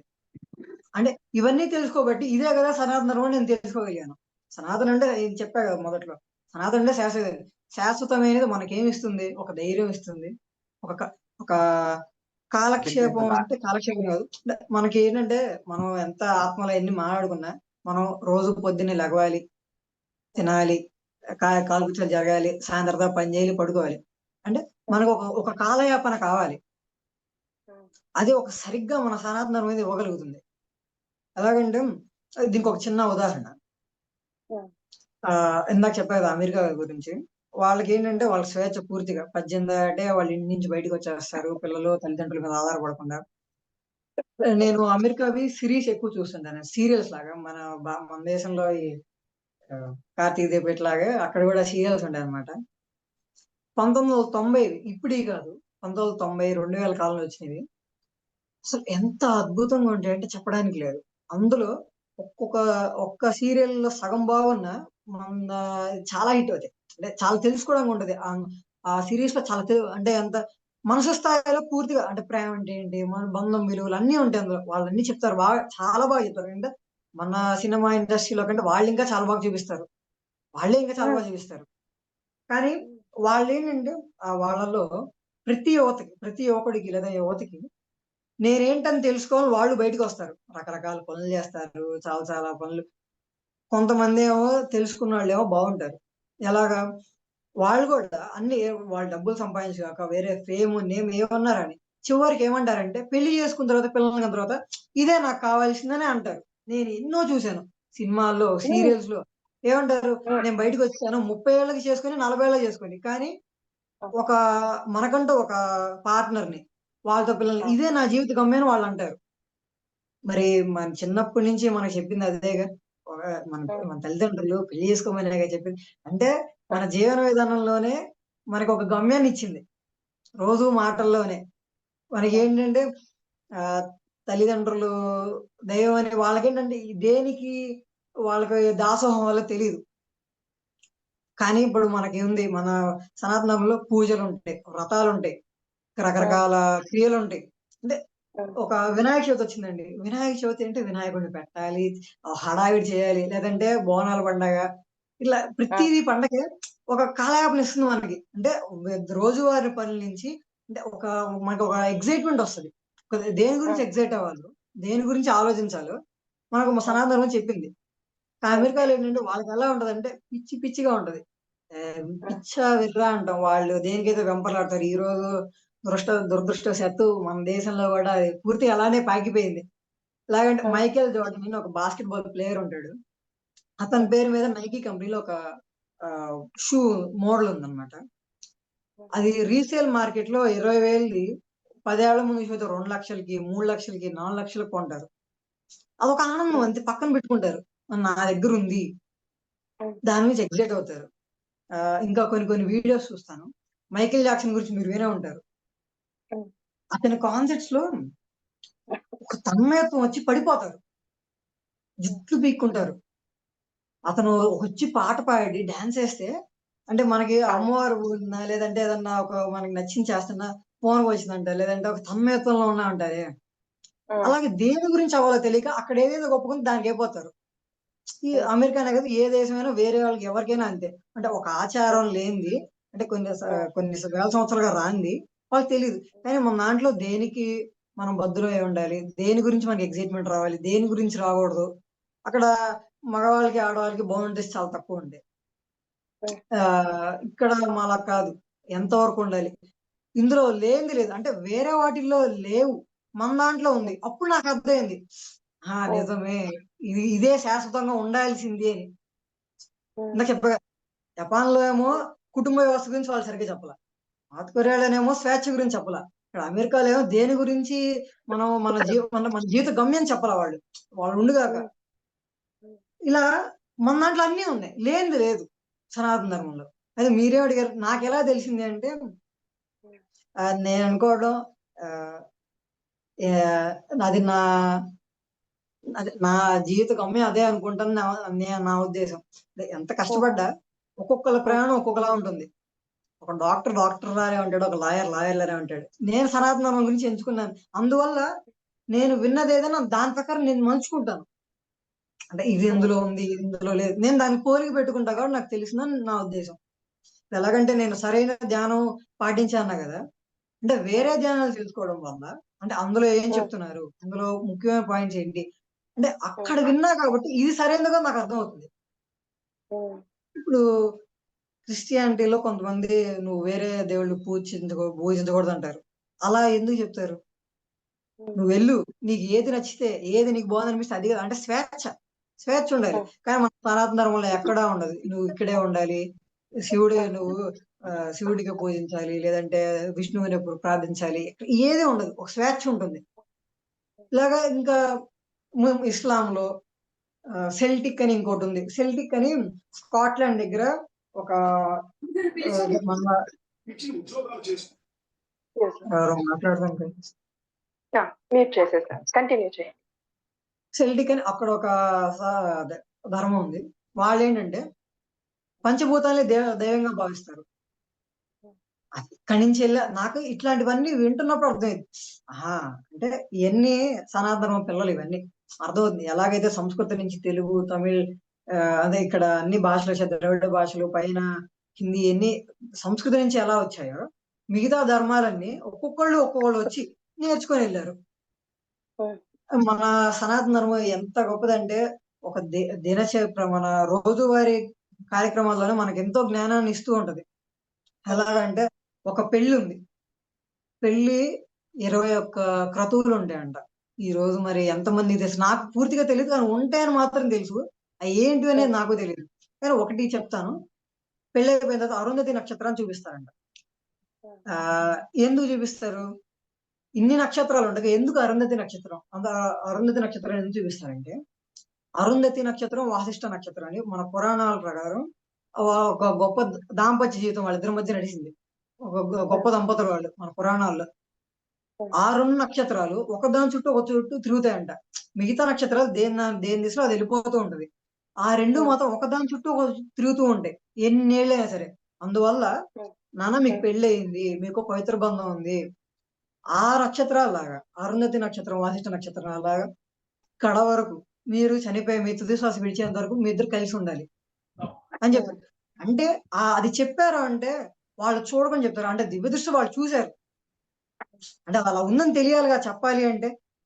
హ్మ్. హ్మ్. ఇలాగా ఎన్నో ఉన్నాయి. నాకు ప్రస్తుతానికి ఇంక వేరే గుర్తు రావట్లా. ఇట్లాగా హ్మ్. చోట కాళ్ళు కడుక్కొని రావాలంటారు. అసలు ఇంట్లో వచ్చేప్పుడు కాళ్ళు, చేతులు కడుక్కొనొస్తే గత 4 ఏళ్ళు ఇంట్లో కరోనా వల్ల ఉండేవాళ్ళం. హ్మ్. చేతులు, కాళ్ళు శుద్ధి చేసుకొనొస్తే ఆ! ఎప్పటినుంచుంది అనాది కాలం నుంచి ఉంది. చేతులు బయట హ్మ్. నుంచి వచ్చినప్పుడు చేతులు, కాళ్ళు శుద్ధం చేసుకొని ఇంట్లోకి రావాలని. ఇప్పుడేదో అవును. కరోనాకు ఒక చిన్న క్రిమి వచ్చిందని ఇప్పుడు అందరూ హైజీనిక్‌గా ఉండాలి, శుభ్రంగా ఉండాలనుకుంటున్నారే గాని మన దాంట్లో లేనిది లేదు. ఇలాగ నేను ఏది విన్నా సరే దీని దగ్గర తెచ్చి పెట్టుకొని పోల్చుకుంటా కాబట్టి నాకు తెలిసిందని నాకు అనిపిస్తుంది. యెస్. యెస్. సూపర్బ్! మీ అబ్జర్వేషన్, మీ గ్రహింపు, ఆ కంపారిజన్ సూపర్బ్! ఎక్సలెంట్. మీకు యెస్. అలాగే ఇప్పుడు చాలా మంది ఇంగ్లీష్ మీడియం స్టూడెంట్స్ మాట్లాడుతుంటారు ఇంగ్లీష్ వర్డ్స్. బట్ మీరు అంత తెలుగులోనే, అచ్చ తెలుగులోనే మాట్లాడుతున్నారు. ఆ పదాలు ఉపయోగించడం అవన్నీ కూడా చూస్తుంటే superb! Thank you so much. ఆ థాంక్ యూ చెప్పడం కూడా నేను తక్కువనే. మిమ్మల్ని చూసి నేను ఈరోజు నిజంగా నేను చాలా ఇన్‌స్పైర్ అయ్యాను. చాలా విషయాలు తెలుసుకున్నాను.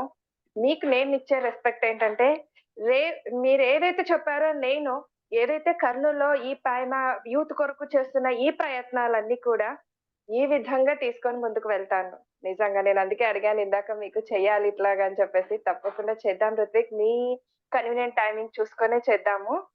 సూపర్బ్! అలాగే. Thank you so much. And sorry ఆహ్, ఆ! ఇక్కడ శివాచారి గారున్నారు. మీరు రమణ మహర్షి గారి గురించి చెప్పగానే సార్ వెళ్లి వెనకాల ఫోటో పెట్టేశారు. Thank you sir. Thank you so much. Thank you. ఆ! యెస్. మీరు మాట్లాడుతుంటే ఇక్కడంతా అందుకే ఎప్పుడు నేను కూడా అంటే నేను కూడా తెలుసుకున్నాను ఈ మధ్యలో. ఆధ్యాత్మికతకి వయస్సు అనేది సంబంధం లేదు అని చెప్పేసి. సో మీరిప్పుడు మాట్లాడుతుంటే మేమంతా ఇట్లా కూర్చొని వింటా ఉన్నాము. ఆ! అందుకే అనింది పద్మ గారు ఆహ్, ఒక పండిన పండు తీసుకొచ్చి ఇక్కడొచ్చి మాట్లాడుతూ కూర్చుంది ఇలా మన ఎదురుగా అని చెప్పేసి. So superb! మీ జన్మ ధన్యం. అలాగే ఇలాంటి ఒక యోగిని మాకిచ్చినందుకు అందరికి కూడా ఇంకా ఇంకా ఇంకా ముందుకెళ్ళాలి రుత్విక్ మీరు. ఇక్కడితో ఆగిపోకూడదు. నిజంగానే మీకు ఆగిపోవాలని కూడా లేదు. మీరు వెళ్తారు. ఇంకా ముందుకు వెళ్తారు నాకు తెలిసి. అండ్ ఇంకొకటి ఏంటంటే ఇంత చిన్న వయసులోనే ఇప్పుడు చాలా మంది మొబైల్ పట్టుకొని చాలా మంది బాధపడుతూ ఉన్నాం. హ్మ్. యువత అనేది పాడైపోయింది. సో ఈ మొబైల్స్ వచ్చి వాటినొచ్చి ఆ! సిస్టమ్స్ ముందు కూర్చొని వాళ్ళంతా పాడైపోతా ఉన్నారని. లేదండి. ఇలాంటి వాళ్ళు కూడా ఉన్నారు. ఈరోజు నా అదృష్టం మన ఏ ఛానెల్‌లో ఇలాంటి పర్సన్‌తో మనమంటూ తీసుకోండి. ఒక చిన్న అబ్బాయితో 20 ఏళ్ల అబ్బాయి ఎంత ఏజ్ చూడండి. ఈ ఏజ్‌లో ఎంతమంది బయట తిరగడం కానీ, కాలేజెస్‌కెళ్ళి తిరగడం తెలియకుండా చేసే పనులు కానీ, ఆ మొబైల్ పట్టుకొనే ఎన్ని చూసి దాని నుంచి ఎన్నెన్నో ఇష్యూస్ తెచ్చుకుంటున్నారు. సో, అలాంటిది మొబైల్‌లో మీరు ఈ ఏజ్‌కే గరికపాటి వారిది గాని, చాగంటి వారి ప్రవచనాలు వినడం అంటే అంత సామాన్యం కాదు. మాకే ఓపిక లేదు ఒక్కొక్కసారి. అబ్బా! విందాంలే ఇంకొకసారి అని అంటుంటాం. టు బి ఫ్రాంక్ కదా! అలాంటిది మీరు కూర్చొని విన్నారు ఆ 2 అవర్స్ వీడియో అని. అలాగే అలాంటి వాటి కోసం సెర్చ్ చేస్తూ దట్ యెస్ ఎగ్జాక్ట్‌లీ. మీ నుంచి నేను ఇంకొక పాయింట్ చెప్తున్నాను ఫ్రెండ్స్ ఇక్కడ. నేను చెప్తున్నానని అనుకోకండి. చూడండి. తనన్నట్టుగా సీరీస్ కానీ, సీరియల్స్ కానీ, నేనైతే మూవీస్ చూడడానికి కానీ చూడండి. తనన్నారు చూడండి, ఇప్పుడు ఒక అనాలిసిస్ చేసుకున్నారు. ఒక కంపారిజన్ చేసుకొని, ఆ దేశం నుంచి ఈ దేశంలో సనాతన ధర్మం ఎలా గొప్పది, ఎలా గొప్పదయ్యింది. దానికి దీనికి ఎలా తేడా అక్కడంటూ ఉంది. ఆ ఆలోచన అక్కడ ఉంది.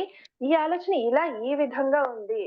దాని నుంచి తెలుసుకోవాలి, నేర్చుకోవాలంటే చాలా ఉంది నేర్చుకోవచ్చు. ఇలా కూడా నేర్చుకోవచ్చని మీరు చూసిన ఆ సీరీస్ ప్రకారంగా మాకిప్పుడు ఇలాగ అర్థమయ్యింది Ruthvik. Superb! Thank you so much. And love you. ఎప్పటికి కూడా. మీరు చాలా ఇన్‌స్పిరేషన్ మాకు. ఓకే. Thank you. యెస్. ఇంకేదైనా చెప్తారా? మాట్లాడతారా? లేదంటే వేరే వాళ్ళు ఒక చాలా మంది హ్యాండ్ రైజ్ చేశారు. మాట్లాడిద్దాము. ఆ! ఆ! చెప్పండి. మీరు మాట్లాడతారంటే ఫస్ట్ మీ చాయిస్. మీరు లేదు. మాట్లాడండి. లేదు. హ్యాండ్ రైజ్ చేసి మాట్లాడండి. నేను చెప్తాను. మాట్లాడనా? ఓకే. హ్మ్. ఓకే. ఇక్కడ యాక్చువల్‌గా ఫస్ట్ గౌతమి గారు ఇందాక హ్యాండ్ రైజ్ చేశారండి. సో, గౌతమి గారు ఉంటే కనుక మాట్లాడండి.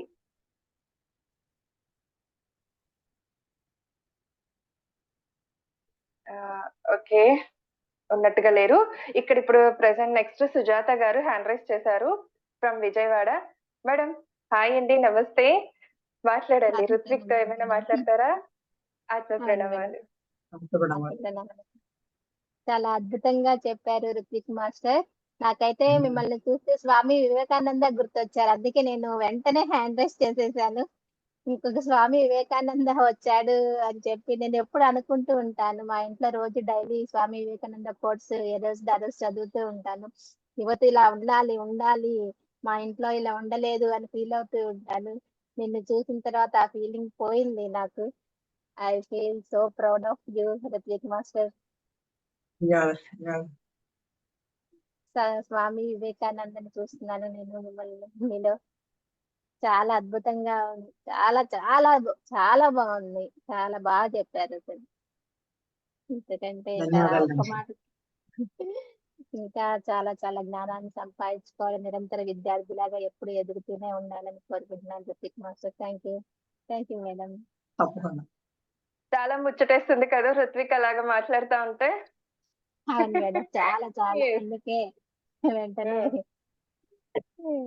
ఊరి ప్రయాణం ఉండి కూడా వింటూ ఇయర్ ఫోన్స్ పెట్టుకుని వింటూ సర్దుకుంటున్నాను బట్టలు. అసలు ఆపలేకపోయాను.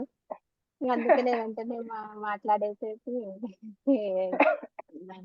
అడ్రస్ చేసి చాలా అద్భుతంగా చెప్పారు. చాలా చాలా మంచి పాయింట్స్, చాలా జ్ఞానాన్ని తెలుసుకున్నారు. ఇంకా ఇంకా చాలా ఎదగాలి మీరు. ఇంకా చాలా జ్ఞానాన్ని తెలుసుకుని యువతకు ఒక ఇన్స్పిరేషన్ గా ఉండాలి. ఇంకొక స్వామి వివేకానంద అవ్వాలని నేను కోరుకుంటున్నాను. తప్పకుండా అదే ప్రయత్నం. Thank you madam. Thank you so much. ఇంకా ఫ్రెండ్స్ ఎవరైనా మాట్లాడతారా? రాధిక గారు, ఐ థింక్ మీరు చాలా హ్యాపీగా ఫీల్ అవుతున్నారు. ఇందాక నేను చూస్తున్నాను మేడం. Thank you. వెల్కమ్ అండి. మీరు కూడా మాట్లాడండి. నమస్తే నమస్తే మేడం. నమస్తే madam. Hats up to you. చాలా ప్రౌడ్గా అనిపించింది మీ యొక్క వివరించడం, దాని గురించి ఒక్కొక్క దాని గురించి చెప్పడం. అసలు ఈ జనరేషన్లో ఈ రోజుల్లో నేను ఫస్ట్ చూడటం నిన్నే. నాకు ఎదురుపడ్డ పిల్లలు కూడా కాదు, పెద్ద మాస్టర్ అని అనిపించింది. Super super. ఈ ఏజ్ లోనే అన్ని మీరు ఇంతగా తెలుసుకొని, ఇంతగా వివరిస్తూ, ఇంత ఐ మీన్ గ్రహించి వాళ్ళు చేంజ్ చూసి, మళ్ళీ మెడిటేషన్ గురించి, ధర్మాల గురించి, ఒక స్టడీ పర్పస్ కానీ, రీసెర్చ్ కానీ, హ్యాట్స్ ఆఫ్. ఇది కదా మల్టీ టాలెంట్ అనిపిస్తుంది. Multi talent.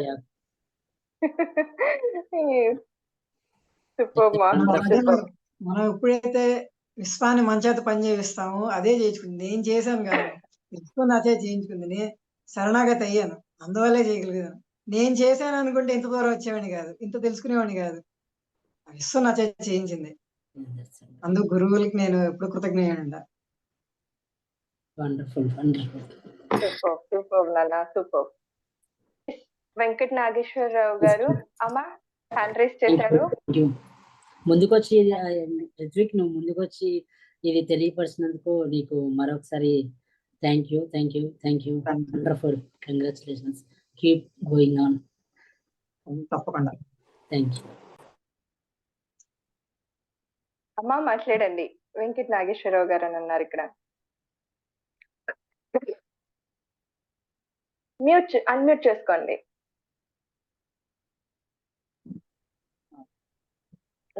ఆత్మ ప్రణామాలు మేడం. ఆత్మ ప్రణామాలు మా. ఆత్మ ప్రణామాలు రుత్విక్ మాస్టర్. మేడం, మేము రుత్విక్ ని చూస్తూ ఉంటాము. ఆయనలో ఉన్న మాస్టర్ ఈ రోజే మాకు కొత్తగా పరిచయం అయ్యారు. మాట్లాడే మాటలు బట్టి అప్పుడప్పుడు అంటూ ఉంటాం అనమాట, నీలో గొప్ప మాస్టర్ ఉన్నారని.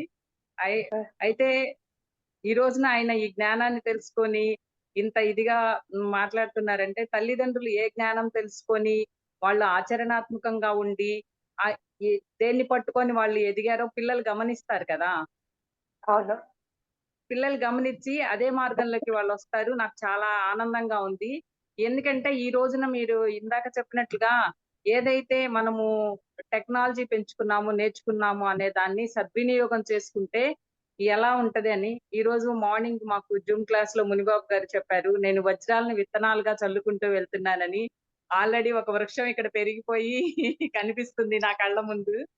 చాలా ఆనందంగా ఉంది. ఎందుకంటే ఇప్పుడు మా జనరేషన్ వరకు చిన్నప్పుడు నుంచి ఏదో తల్లిదండ్రులు చెప్పిన ఇదో భక్తనో దాన్ని నేర్చుకొని ఈ రోజుకి ఈ స్థితికి వచ్చాము. ఇదే జ్ఞానాన్ని పిల్లలు ఇంకా ముందు తెలుసుకున్నారు అనుకోండి, ఇప్పుడు మేము బాధల నుంచి, దుఃఖం నుంచి, వీటన్నిటి నుంచి విముక్తి చెంది జీవితాన్ని, ఇందాక చెప్పారు కదా రుత్విక్ మాస్టర్, ఎవరు ఉన్నదానిని ఆనందంగా అనుభవించే స్థితిలో లేరు. ఈవెన్ ఆ కొబ్బరి చట్నీ తింటే ఎంత రుచిగా ఉంటుందో, అంటే దానిలో ఉన్నటువంటి మధురమని, జీవితంలో ఉన్నటువంటి మధురమని విశ్వం మనకి ఏదైతే ఇచ్చిందో దాన్ని పూర్తిగా మనము అనుభవించే స్థితిలో లేము. ఎందుకంటే ఆ జ్ఞానం మనకి రావట్లేదు. మనకు ఉన్నదాన్ని చూసి దాన్ని అనుభవించటం అనేది, జీవితాన్ని జీవించటం అనేది ఇంకా మనకి అనుభవంలోకి రాలేదు. కానీ ఈ ఏజ్ పిల్లలు కనుక తెలుసుకుంటే తప్పనిసరిగా ఇప్పుడు రుత్విక్ మాస్టర్ చాలా మంది మాస్టర్స్ ని ఇన్స్పిరేషన్ అవుతారు కదా. ఆ ఏజ్ లో పిల్లలు ఉంటే. నేను అనుకునేదాన్ని తర్వాత జనరేషన్ ఇలాంటి దానిలోకి ఎలా వస్తారు? ఎందుకంటే నా ఏజ్ వాళ్ళకే నేను మా ఫ్రెండ్ ఒకళ్ళకి చెప్తే తను ధ్యానం చేస్తుందంట. ఎప్పుడు చేస్తున్నావు? మార్నింగ్ క్లాస్ ఇలా అంటే అలా కాదంట. పిల్లలందరూ నిద్రపోయిన తర్వాత దొంగచాటుగా ధ్యానం చేస్తుందంట. ఎందుకు అని అడిగాను. పిల్లలు నన్ను ఎగతాళి చేస్తారు. ఇప్పుడే నీకు ధ్యానం ఎందుకు? ముసలి వయసు వచ్చిన తర్వాత ఏదో 70 ఏళ్ళు 80 కృష్ణారామ అనుకుని ఇంకా ఈ శరీరం అప్పుడు కదా! ఇప్పుడు నువ్వు ఎందుకు ఇప్పుడే ధ్యానం ఏంటని ఎగతాళి చేస్తున్నారంట. అట్లాంటి వాళ్ళకి మాస్టర్ ఇన్స్పిరేషన్ కదా! ఎగ్జాక్ట్లీ నాకు మా నాకు చాలా చాలా ఆనందంగా ఉంది. రుత్విక్ మాస్టర్ మీకు కంగ్రాచ్యులేషన్స్, అభినందనలు. ఎందుకంటే మీ యొక్క భావజాలాన్ని ఇలా 10 మందికి పంచేటటువంటి ప్రయత్నం చేశారు. ఇంతవరకు నాకే మాట్లాడదామంటే ఏం మాట్లాడాలి ధైర్యం చాలట్లేదు అనుకునేదాన్ని. మిమ్మల్ని చూసి ఇప్పటి వరకు ఎవరికి హ్యాండ్ రైజ్ చేసి నేను మాట్లాడలేదు కూడా. వింటాను గాని మాట్లాడలేదు. ఆ ప్రేరణ కూడా మీరే కలిగించారు నాకు. అది ఇంకొకటి మేడం, ఇందాక రుత్విక్ మాస్టర్ చెప్పారు కదా నాగేశ్వరరావు అంకుల్ నాకు ఇన్స్పిరేషన్ అని చెప్పి. అదే ఆయనలో ఉన్నటువంటి ఆవేశం పోయింది, మనిషి మారారని చెప్పారు చూసారా? అవును. ఆ నాగేశ్వరరావు మాస్టర్ వాళ్ళ వైఫ్ నేను. ఓకే. ధ్యానం తర్వాత మా హస్బెండ్ లో కూడా చాలా మార్పులు వచ్చినాయి. ఆ ఆలోచన విధానం గాని, మామూలుగా ఆయన నడుచుకునే విధానం గాని అంతా చాలా మార్పులు వచ్చినాయి. థ్యాంక్ యూ మేడం, ఈ అవకాశం ఇచ్చారు. ఇంకా హ్యాండ్ రైజ్ చేస్తున్నారు కదా. థ్యాంక్ యూ మా, థ్యాంక్ యూ. ధన్యవాదాలు మా. లక్ష్మీ కుర్మాల గారు హ్యాండ్ రైజ్ చేశారండి, మాట్లాడండి. మేడం ఒక చిన్న మాట. ఎవరు? మ్యామ్ నేనే. చెప్పండి.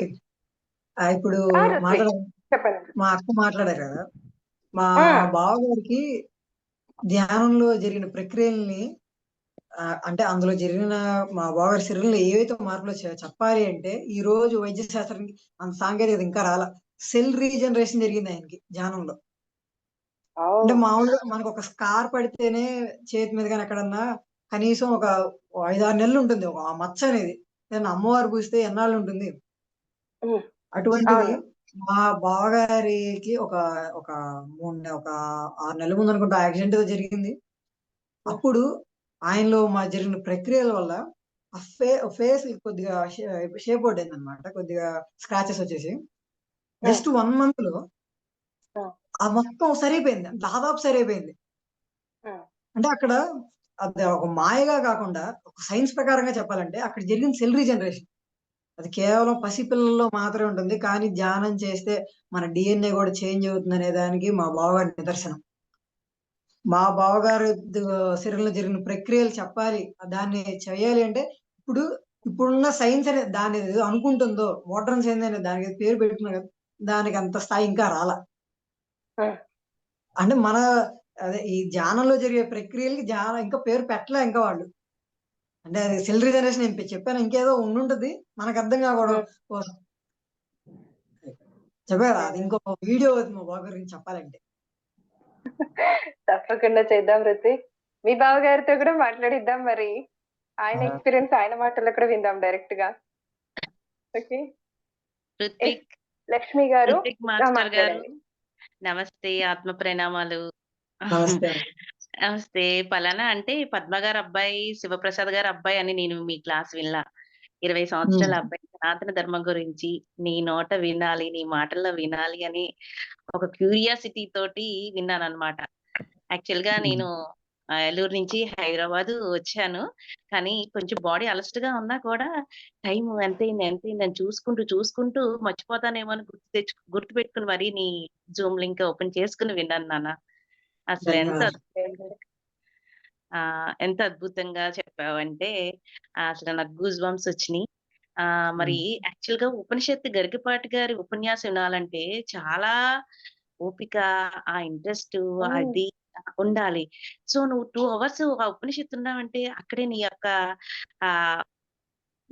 ఈ యొక్క ఆధ్యాత్మికత వైపు నీ ప్రయాణం ఎంత ఇంట్రెస్టింగ్ గా చేస్తున్నావని నాకు అర్థమైంది. చాలా గ్రేట్ అమ్మా. ప్రతిదీ కూడా సైంటిఫిక్ గా చెప్తున్నావు. మేము ఎవరైనా చెప్తే ఓహో అలాగానే ధ్యానం చేస్తాము. నువ్వు ఏం చేస్తున్నావు, నేను చేసేది కరెక్టా లేదా అని సెర్చ్ చేసుకుంటున్నావు, సైంటిఫిక్ గా చెప్తున్నావు. అది మీ యువత యొక్క గొప్పతనం. సైంటిఫిక్ గా తెలుసుకుని ఇది 3.5 చుట్లు చుట్టుకుంటది. అక్కడేమో హిమాలయాల్లో ఎన్నో చుట్లు చెప్పావు. అది అంటే ఆదికేసి 7 చుట్లు చెప్పుకుని ఉంటుంది. ఏంటమ్మా? శ్రీహరి కింద వైకుంఠంలో దేవుడిలో సగం జీవుడని అక్కడేమో ఆదిశేషు 7 చుట్లు చుట్టుకుని ఉంటుంది. మనకేమో కుండలిని 3 చుట్లు చుట్టుకుని ఉంటుంది. అసలు ఇంతవరకు మాకు ఆ విషయం ఎవరు చెప్పలేదు. ఒకవేళ నేను వినలేదేమో నాకు తెలీదు.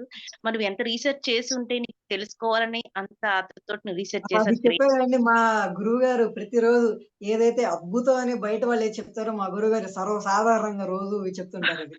మాకు గురువు గారు మునిబాబు గారే మీరు చెప్తారు కదండి. చెప్తారు 3.5 చుట్లు అని చెప్తారు.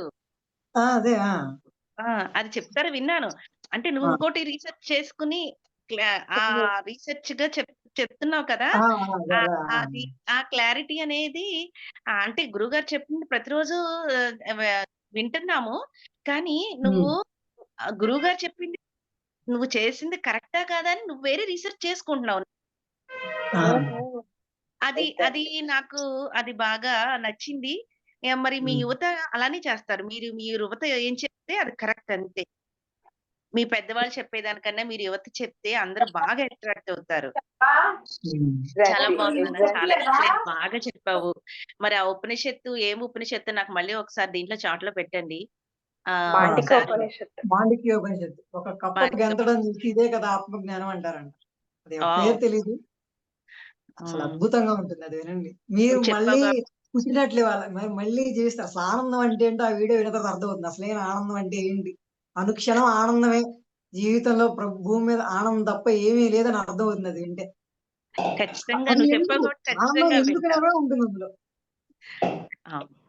సో నువ్వు చెప్పావు కాబట్టి ఆ ఉపనిషత్తు 2 గంటలు ఖచ్చితంగా వింటే దాంట్లో ఆనందం గురించి ఆనందం కన్నా ఇంకా ప్రపంచంలో మనిషికి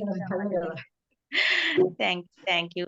మరి నువ్వు మరి నీ గోల్ ఏంటో నువ్వేం అవ్వాలనుకుంటున్నావు నాకు తెలియదు కానీ ఒక ఆధ్యాత్మిక శాస్త్రవేత్త అవ్వాలని నేను అనుకుంటున్నా. అంటుంటారు కదండి మేడం, అందరూ సైంటిస్టులు, డాక్టర్లు, ఎంబీబీఎస్, కలెక్టర్లు అవన్నీ చదువుతారా? ఎవరైనా చదువుతారు. ముందు ఆధ్యాత్మికవేత్త అవ్వాలని అనుకోండి, వాళ్ళైతే కనుక ఇంకా ఆటోమేటిక్ గా అవుతారు అన్నట్టు. సో పత్రిసారి కోరిక ఋత్విక్ తీర్చేస్తారు అనుకుంటున్నాను నేనైతే. Thank you madam. బాగా హోస్ట్ చేస్తున్నారు. బాగుంది. చాలా అద్భుతం. ఒక యువతను తీసుకొచ్చి ఇలా చెప్పించడం great madam. Thank you madam. Thank you so much. S Sai garu hand rise చేశారండి, మాట్లాడండి సార్.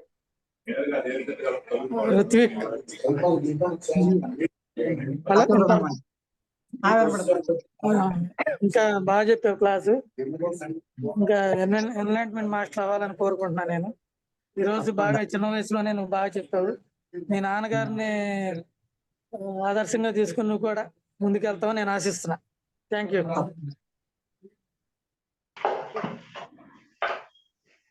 ఫ్రెండ్స్ ఇంకా ఎవరైనా మాట్లాడతారా?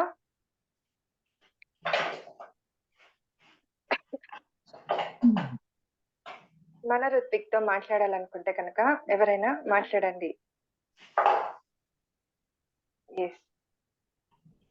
సరే మ్యామ్, నేను ఒక మాట చెప్పాలనుకుంటున్నాను. మీరు ఇందాక అన్నారు కదా అందరు ఇంగ్లీష్ మీడియం అయినా సరే నేను తెలుగు బాగా మాట్లాడుతున్నా అని. తెలుగు బాగా మాట్లాడుతా అంటే ఆ తెలుగు భాషలో మాధుర్యం తెలిస్తే ఎవరైనా మాట్లాడకుండా ఉండలేరు. తెలుగులోని మాధుర్యం ఎట్లా ఉంటదంటే ఇక్కడ నకారాత్మకంగా ఒక్క మాట ఉండదు తెలుగులో, అంత సకారాత్మకంగా ఉంటుంది. అంటే ఎట్లాగంటే ఒక డబ్బా అయిపోయిందంటే కుండ ఖాళీ అని అనరు, కుండ నిండుకుందంటారు. దీపం ఆరిపోతుంది అనరు, కొండెక్కిందంటారు. మనకు ఒకళ్ళ మీద కోపం వచ్చినా సరే తిట్టడానికి ఆవిడ గారు అయ్యగారు వచ్చారు అంటే ఆ కోపం కూడా దోషం లేదు మన భాషలో. మన తెలుగు భాష మాధుర్యం తెలిసిన వాళ్ళు తెలుగు భాషను తప్పకుండా ప్రోత్సహిస్తారు, అదే మాట ప్రయత్నిస్తూ ఉంటారు. యాజ్ ఎ తెలుగు టీచర్ గా గర్వపడుతున్నాను ఋత్విక్. Thank you. నాకే తెలియదు కొన్ని విషయాలు మరి. సూపర్. ఎస్, నిజంగా దేశ భాషలంతా తెలుగు లెస్స అని అంటారు కదా, ఊరికేనే అన్నారు. మరి ఆ తీయదనం అది ఒకప్పుడు నేను కూడా ఏమే తెలుగు ఎందుకు చేస్తున్నానా నేను అని అనుకునేదాన్ని. యాక్చువల్ గా ఎందుకు చదువుతున్నానో అర్థం అయ్యేది కాదు. జస్ట్ ఊరికే చదువుకోవాలి, ముందుకెళ్ళాలి, ఒక టీచర్ గా జాబ్ చేయాలి అనేది ఒక్కటి ఉండేది. కానీ నిజంగానే ఆఫ్టర్ మెడిటేషన్ ఒక్కొక్క విషయం తెలిసొచ్చే కొద్దీ నేను కూడా ఆ తెలుగులో పదాలు పలకడానికి కానీ ఎంత తీయగా అనుభవిస్తున్నానో, అనుభూతి చెందుతున్నానో. మీలాగనే అన్నారు కదా, అనుభూతి చెందాలి ప్రతిదీ అని చెప్పేసి. సో అలాగా అనుభూతి చెందుతూ మాట్లాడుతున్నాను అనమాట. ప్రతిదీ మీతో మాట్లాడే ప్రతి మాట, ప్రతి ఒక్కరితో కూడా అది ఫీల్ అవుతున్నాను. నా లిప్స్ తో కానీ, నా నోటితో కానీ, నా స్వరంతో కానీ, నేను ఇక్కడ హార్ట్ తో కానీ అది ఫీల్ అయ్యి హ్యాపీగా నిజంగానే ఆ తీయదనాన్ని, ఆ తెలుగులోని తీయదనాన్ని అనుభవిస్తున్నాను నేను కూడా.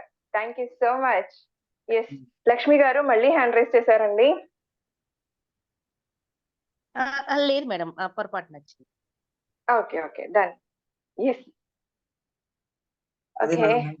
అయితే ఒక చివరి రిత్విక్, మాటతో ముగిద్దాం అనుకుంటున్నాను. అదే మీరు చెప్పండి. అంటున్నారు కదా, ఈ చిన్న వయసులోనే ఆధ్యాత్మికతలోకి వచ్చావు వెళ్తున్నారు. అయితే ఈ నా ఆధ్యాత్మిక ప్రయాణంలో నేను తెలుసుకుంది ఏంటంటే, భూమి మీదకు మనం జీవించిన ఏ జీవైనా సరే, మనిషి కావచ్చు, మిగతా 84 లక్షల జీవరాశులు ఏవైనా కావచ్చు, దేని మార్గమైనా సరే ఆధ్యాత్మిక మార్గమే. కాబట్టి ఆధ్యాత్మిక మార్గంలో ఉన్నానంటే నేను విశేషంగా ఉన్నట్లు కాదు, నేను సాధారణంగా ఉన్నట్లు. ఎందుకంటే ఒక మనిషి ప్రయాణం ఇది సాధారణ మార్గం, అసలు వెళ్ళాల్సిన మార్గం ఇది. నేను మామూలుగా వెళ్తున్నాను. అందరూ కూడా ఆధ్యాత్మికం అనేది విశేషత కాదండి, సాధారణం. మనం ఉండాల్సిన మార్గం అది, మనం వెళ్ళాల్సిన మార్గం అది, మన జీవిత గమ్యం అది.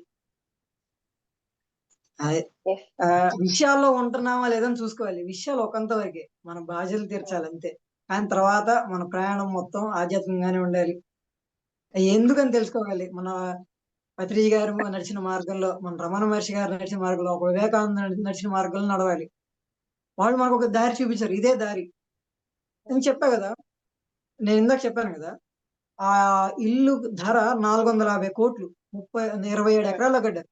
అతను కూడా అంటే ఎన్ని వ్యాపారాలు లేకపోతే, ఎంత చేయకపోతే, ఎంతమంది తెలియకపోతే, అక్కడ అతను పెట్టుకున్న రమణ మహర్షి ఫోటో. ఇలానే కాదు, మనం రజనీష్ ఓషో గారికి ఎంతో మంది కోటీశ్వరులు దాసోహం అంటారు. డబ్బు అనేది ఎక్కడా ముఖ్యం కాదండి. డబ్బు కేవలం భౌతికంగా మనకు సరిపడా ఉందా, వెళ్ళామా. ఎందుకంటే మనం ఆధ్యాత్మికంగా ఉంటే డబ్బు మన వరకే వస్తుంది. ఎలాగంటే సద్గురు తెలుసండి, ఒక 20 ఏళ్ల ముందు ఆయన వీడియోలు చూడండి, బిచ్చగాళ్ళ ఉంటాడు, రూపాయి కూడా వేయరు. సద్గురు అదే జగ్గి వాసుదేవ్ గారు చాలా అట్లా అట్లా చూస్తే కూడా చిరాకు, దీనికి ఏం తెలుసు అన్నట్టుగా ఉంటారు. కానీ ఈ రోజున ఆయన సత్యాన్ని తెలిపారు, ఆయన మార్గాన్ని ఉన్నత మార్గాన్ని చూపించారు. అది ఉన్నత మార్గం అని కూడా నేను సరైన మార్గం, ఇది గొప్ప మార్గం కాదు, సరైన మార్గం, ఉండాల్సిన మార్గం. గొప్ప మార్గాలు ఉండేగాక, కానీ ఇది సరైన మార్గం. అలాగా మరి ఈరోజు ఈషా ఫౌండేషన్ 100 కోట్లు పెడుతున్నారు. హార్ట్ఫుల్నెస్ కావచ్చు, ఇంకా రకరకాలు ఏంటంటే మనుషుల్లో చైతన్యం వస్తుంది. మన బాధాకరం విషయం ఏంటంటే, ప్రపంచం మొత్తంలో వర్క్ ప్రెషర్ వల్ల సూసైడ్ చేసుకునే దాంట్లో 17% భారతీయులే ఉన్నారంట. నాకు అది విన్న వెంటనే అయ్యో అసలు ఇంకేంటి, దీని మించిన దారుణం అనిపించింది. అంటే పనే దైవం అవ్వాలి, కానీ పని భారం అయిపోయింది వాళ్ళకి. పని దైవం అని తెలియలా. ఇంకేం నేర్చుకున్నారు అంటే, వాళ్ళు భారతీయులు అనుకుంటున్నారు కానీ వాళ్ళు నిజమైన భారతీయులు కాదు, వాళ్ళు నిజమైన హిందువు కాదు. ఒక హిందువుకి తెలుసు పనే దైవం, అంతేగాని పని భారం కాదు. అందరూ చాలా అంటే చాలా ఇన్స్పిరేషన్ మీరు మాకు అంతా కూడా. చెప్పండి. ఇదే అసలు ఇదే సరైన మార్గం, ఇదే మన జీవన గమ్యం. ఇక్కడ సాయి మహిత గారు హ్యాండ్ రైజ్ చేశారండి, మాట్లాడండి మేడం. అన్మ్యూట్ చేసుకోండి, మ్యూట్ లో ఉన్నారు. Okay sorry. ఆత్మ ప్రణామాలు మేడం. ఆత్మ ప్రణామాలండి. ఆత్మ ప్రణామాలు రుత్విక్ మాస్టర్ అనాలి, రుత్విక్ అని కూడా మేము అనకూడదు. అసలు ఎంత మెచ్యూర్డ్ గా మాట్లాడుతున్నారంటే అసలు మేము అసలు మాట్లాడగలమా మీతో పోటీ పడి, అస్సలు వీలే కాదు. అంత మెచ్యూర్డ్ గా అంటే రాబోయే మాస్టర్స్ అనేది ఎలా ఉంటారనేది మీరు ఎగ్జాంపుల్ చూపించేశారు. నెక్స్ట్ జనరేషన్ అనేది ఎలా ఉంటారు, ఈ ఆధ్యాత్మికలోకి వచ్చిన తర్వాత మీరు ఎలా బిహేవ్ చేయగలరు, ఎలా మాట్లాడగలరు అనేది చాలా అద్భుతంగా చెప్తున్నారు. నిజంగా ఆ గరికపాటి గారి ఉపన్యాసాలు వినాలన్నా, చూడాలన్నా, వీడియోస్ చూడాలన్నా కూడా చాలా పేషెన్స్ ఉండాలి. అసలు ఆయన వచ్చిందంటే స్కిప్ చేసేస్తాం అనమాట. స్కిప్ చేసేసి వేరే చూసుకుంటాం. గంటి గారిదన్నా వింటారు, గరికపాటి గారు అంటే చాలా పేషెన్స్ ఉంటాయి. అలాంటిది ఆయనది పట్టుకొని మీరు విని 2 గంటలు విని దీన్ని మాకు అందరికి అద్భుతంగా వివరిస్తున్నారంటే చాలా గ్రేట్ మాస్టర్, చాలా గ్రేట్ అసలు. Super super super super. Padmavathi madam, Shivaprasad మాస్టరే ఒక గ్రేట్ మాస్టర్స్ అనుకుంటే ఇంకా మీరు. నమస్తే పద్మావతి మేడం. అసలు మేడం మీరు చెప్పండి, మీరు మాట్లాడండి. ఒక మేడం మీ వాయిస్ మేడం మీరు మాట్లాడండి మహిత గారు.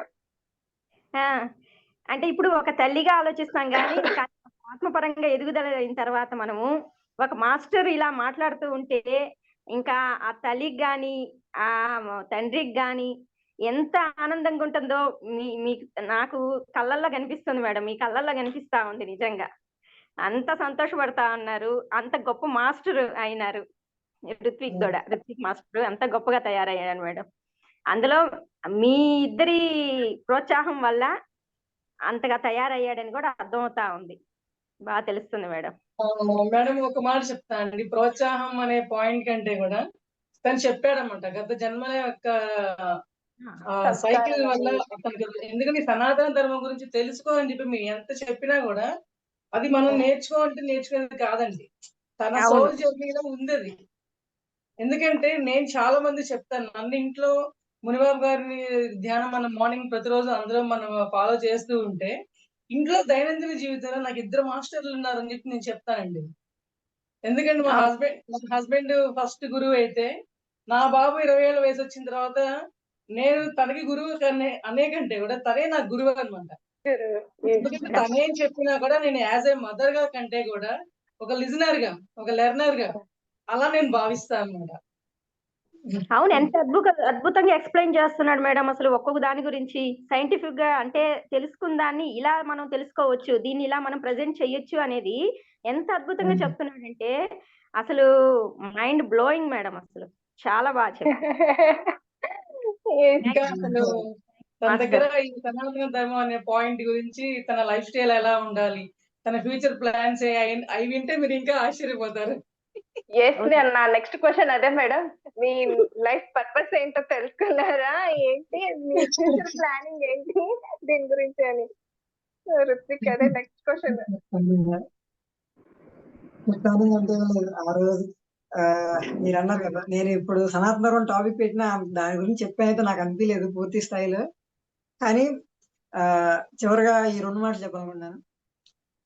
సనాతన ధర్మాన్ని కొన్ని మాటలు చెప్పాలి అంటే ఇప్పుడు నేను చెప్పే మాటలు చెప్పచ్చు. ఇవాళ చనిపోతావు అన్నట్లు బతుకు, శాశ్వతంగా ఉంటానని నేర్చుకో. నేర్చుకునేది ఎలా ఉండాలి అంటే ఒక 100 ఏళ్ళు బతుకుతావు అనే ఉద్దేశంతో నేర్చుకోవాలి. ఎలా ఉండాలి అంటే ఇవాళ వరకే మన ఆయుష్ అనేది ఇవాళ వరకే. ఎందుకు అంటే ఇప్పుడు మనకి ఎల్లుండి 100 కోట్లు వస్తాయి, రేపు చనిపోతాం మనకు తెలుసు. మన ఆరాటం ఉంటదా, దాని మీద బాధ ఉంటదా? అది రాదు అన్న బాధ ఉండదు, వచ్చినా బాధ ఉండదు. ఒక సాక్షితత్వం కోసం. అలాగా నేను ఎప్పుడు నేర్చుకుంటూ ఉంటాను. నా కళ్ళ ముందుకి ఏది వస్తే అది చేస్తా ఉంటాను. ఇప్పటికీ చెప్పాలని నా ప్రయత్నం కాదు, మా అమ్మోళ్ళు చెప్పాను. నాకైతే ఇంకా నా ఇంట్లో నుంచి నేనేం చేయాలి నాకు ఇంకా రాలేదు. వచ్చినప్పుడు తప్పకుండా చేస్తా. అదే సూపర్. మీరు అనుకుంటున్నారు మీకేం తెలియదని, కానీ మాకు తెలుస్తుంది మీరంతా పండిన పండు అని చెప్పేసి నేను మళ్ళీ సంబోధిస్తున్నాను. దాని గురించి చెప్పినట్లుగా నాకు అనిపించలే. కానీ మీకు తెలిసిన ఈ మాత్రం విషయాలు కూడా మాకు తెలిసిన ఎంత అనాలిసిస్ చేశారు అక్కడ. అసలు నార్త్ కొరియా నుంచి ఇక్కడికి ఎలా ఉంది దైవత్వం అనేది, మీరు ఎలా చూస్తున్నారు, ఎలా బానిసత్వంలో ఉన్నామనేది చాలా బాగా నచ్చింది నాకైతే. ఆ పాయింట్ చాలా చాలా బాగుంది. ఎస్ మేడం మాట్లాడండి. పద్మావతి గారు అండ్ శివప్రసాద్ గారు ఈరోజు సార్ షేర్ చేసుకోవాలని మీరు రుత్విక్ ని చూసి మీకు ఎలా అనిపిస్తుంది? మేడం, ఎందుకంటే బాబులో ఉన్న ఈ టాలెంట్ అనేది మెయిన్ గా తను చెప్పాడు కదా, మునిబాబు గారు ధ్యానంలో స్టార్ట్ అయినప్పటి నుంచి కూడా తనలో ఉన్న ఆ యొక్క సోల్ జర్నీ ఏంటి అనేది బయటకి ఎక్స్పోజ్ అయింది అప్పటి నుంచేనండి. ఇంకా అంతకుముందు ఉండేది, ఎంతవరకు ఉండేదంటే ఇంత తననే నేను గురువుగా భావించే అంత బాబులో డెవలప్మెంట్ వచ్చింది మునిబాబు గారి ధ్యానం స్టార్ట్ చేసినప్పటి నుంచి. తన సోల్ జర్నీ ఏంటి, తన సోల్ యొక్క పర్పస్ ఏంటి, ఫ్యూచర్ లో తన ఏంటి. మామూలుగా జనరల్ గా నువ్వు సిఏ చదివానా, సిఏ జాబ్ చేస్తావా, అది చేస్తావా అని చెప్పి పేరెంట్స్ కావచ్చు, తన గ్రాండ్ పేరెంట్స్ కావచ్చు అడుగుతూ సహజంగా అడుగుతారు కదా. కామన్ గా వాళ్ళకి ఇవన్నీ తెలియదు కదా, ఈ సోల్ జర్నీ, ఈ అడ్వాన్స్ టెక్నాలజీ తెలియదు కదా. కానీ తన సమాధానం ఏంటంటే, మమ్మల్ని ఒకటే సాటిస్ఫై చేయి, మీరు ప్రాపంచికంగా నేనేమవుతాను అని చెప్పి అనుకోవద్దు. నేను సపోజ్ గేదెల పెంపకం పెట్టుకోవచ్చు, గొర్రెల పెంపకం పెట్టుకోవచ్చు, ఇంకా ఏదైనా సరే చేయొచ్చు, పాలముగా బతకచ్చేమో. నేను ఆ పూట తినడానికి నాకు ఏ ఆహారానికి సరిపడా ఎంత ఉందో అంతవరకే చూసుకొని నేను బతకచ్చు. మా అబ్బాయి ఏంటి ఇంత పెద్ద లైఫ్ స్టైల్ లో ఉండి ఇట్లా మాట్లాడతాడు ఏంటి అని మీరు అట్లా అందరిలాగా ప్రాపంచికంగా ఆలోచించద్దు అనే సమాధానం నేను పొందాను మా బాబు దగ్గర నుంచి. ఇక మేము ఒకటే అనుకున్నాం, మీ యాక్సెప్టెన్స్, ఆయన ఏం చెప్తే అది యాక్సెప్టెన్స్ అంతే. ఎందుకంటే పెద్ద బాబు కూడా బీటెక్ చదివాడు. అయితే ఆయన ఇప్పుడు వీగన్ కోర్స్ అని చెప్పి గోవా వెళ్ళాడు అన్నమాట, 2 months కోర్సు. అందరూ ఎంటెక్ చేయండి, ఎంఎస్ చేయండి, సాఫ్ట్వేర్ పెద్ద పెద్ద ఉద్యోగాలు అని చెప్పి అని అంటున్నప్పుడు ఆ బాబు కూడా మేము మునిబాబు గారే మాకు బాగా సపోర్ట్ ఇచ్చారనమాట. అందరిలాగా ప్రాపంచికంగా ఆలోచించద్దు, పిల్లలకి మనం స్వేచ్ఛనివ్వాలి, వాళ్ళకి ఏం కావాలో అది చేయనిచ్చేలాగా మనం ఇవ్వాలి వాళ్ళకి అంటూ తనకి షెఫ్ చేయాలని కోరిక. వీగన్ షెఫ్ అన్నమాట. దాంట్లో కనీసం మన మిల్క్ కూడా వాడరు, గేదె మిల్క్. అంటే అటువంటి కోర్స్ చేస్తున్నాం అంటే మేము పిల్లలకి అట్లాంటి స్వేచ్ఛని, ఇందా చెప్పారు కదా, స్వేచ్ఛకి ఇవ్వాలి, స్వేచ్ఛ అంటూ.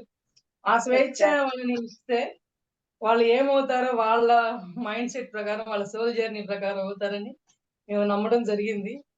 ఏదైనా సరే ఈ మైండ్ పరంగా అడ్వాన్స్ గా ఆలోచించగలిగే నాలెడ్జ్ మాకు వచ్చింది అంటే మునిబాబు గారి ధ్యానంలోకి వచ్చిన తర్వాత నుంచి మేము అందరం బాగా డెవలప్ అవ్వడం జరిగింది మేడం. మేడం, మీ ద్వారా నేను మునిబాబు గారిని కూడా కలుసుకోవడం, ఐ మీన్ ఫోన్ లో మాట్లాడడం జరిగింది. సార్ ఎంత నెంబర్ అంటే ఫస్ట్ టైం నేను మాట్లాడడం, బట్ నాకు ఎంత హ్యాపీ అనిపించిందంటే, అమ్మా నేను ఈ నవరాత్రుల్లో ఈ మెడిటేషన్ మార్నింగ్ ఒకటి అయిపోయాక ఇంకా నేను సైలెంట్ అయిపోతానమ్మా, అయ్యాక ఈ నవరాత్రులు అయ్యాక నేనే చేస్తాను, నేను ఇస్తాను క్లాస్, తప్పకుండా ఇస్తాను, పద్మా మేడంతో నేను ఇన్ఫార్మ్ చేసేనా నేను మీకు చెప్తాను అన్నారు. అసలు ఎవరు రెస్పాన్స్ అవ్వలేదు ఇంతవరకు. నిజంగా చెప్పాలంటే కనుక ఎంత నెమ్మదిగా చెప్పారు, నెమ్మదిగా మాట్లాడారు. ఆ వాయిస్ స్వీట్నెస్ కానీ నాకు చాలా నచ్చింది. సార్ని కలవాలని నాకు కూడా ఉంది అంతే ఇదిగా. ఎస్, త్వరలోనే కలుసుకుందాం సార్ని మళ్ళీ. శివప్రసాద్ గారు సార్ ఉన్నారా? ఆఫీస్కి వెళ్ళారండి. అవును, ఆఫీస్ నుండే ఇక్కడికి చూస్తున్నారు ఆయన. అంటే మరలా అక్కడి నుంచి బయటికి వెళ్ళుంటారు. Okay okay, done. అన్మ్యూట్ చేసుకున్నారు. నా ఫోన్ ఛార్జింగ్ అయిపోయింది మేడం, అందువల్ల బాబు దగ్గర నుంచొని మాట్లాడుతున్నాను. అవునా, ఓకే, పర్లేదు మేడం, ఇలా no problem madam, no problem. Okay, done. ఈరోజు సెషన్ ని కంప్లీట్ చేసుకుందా, ఏం చేసుకుందా? ఏమైనా చెప్పాలని ఉందా రుత్విక్?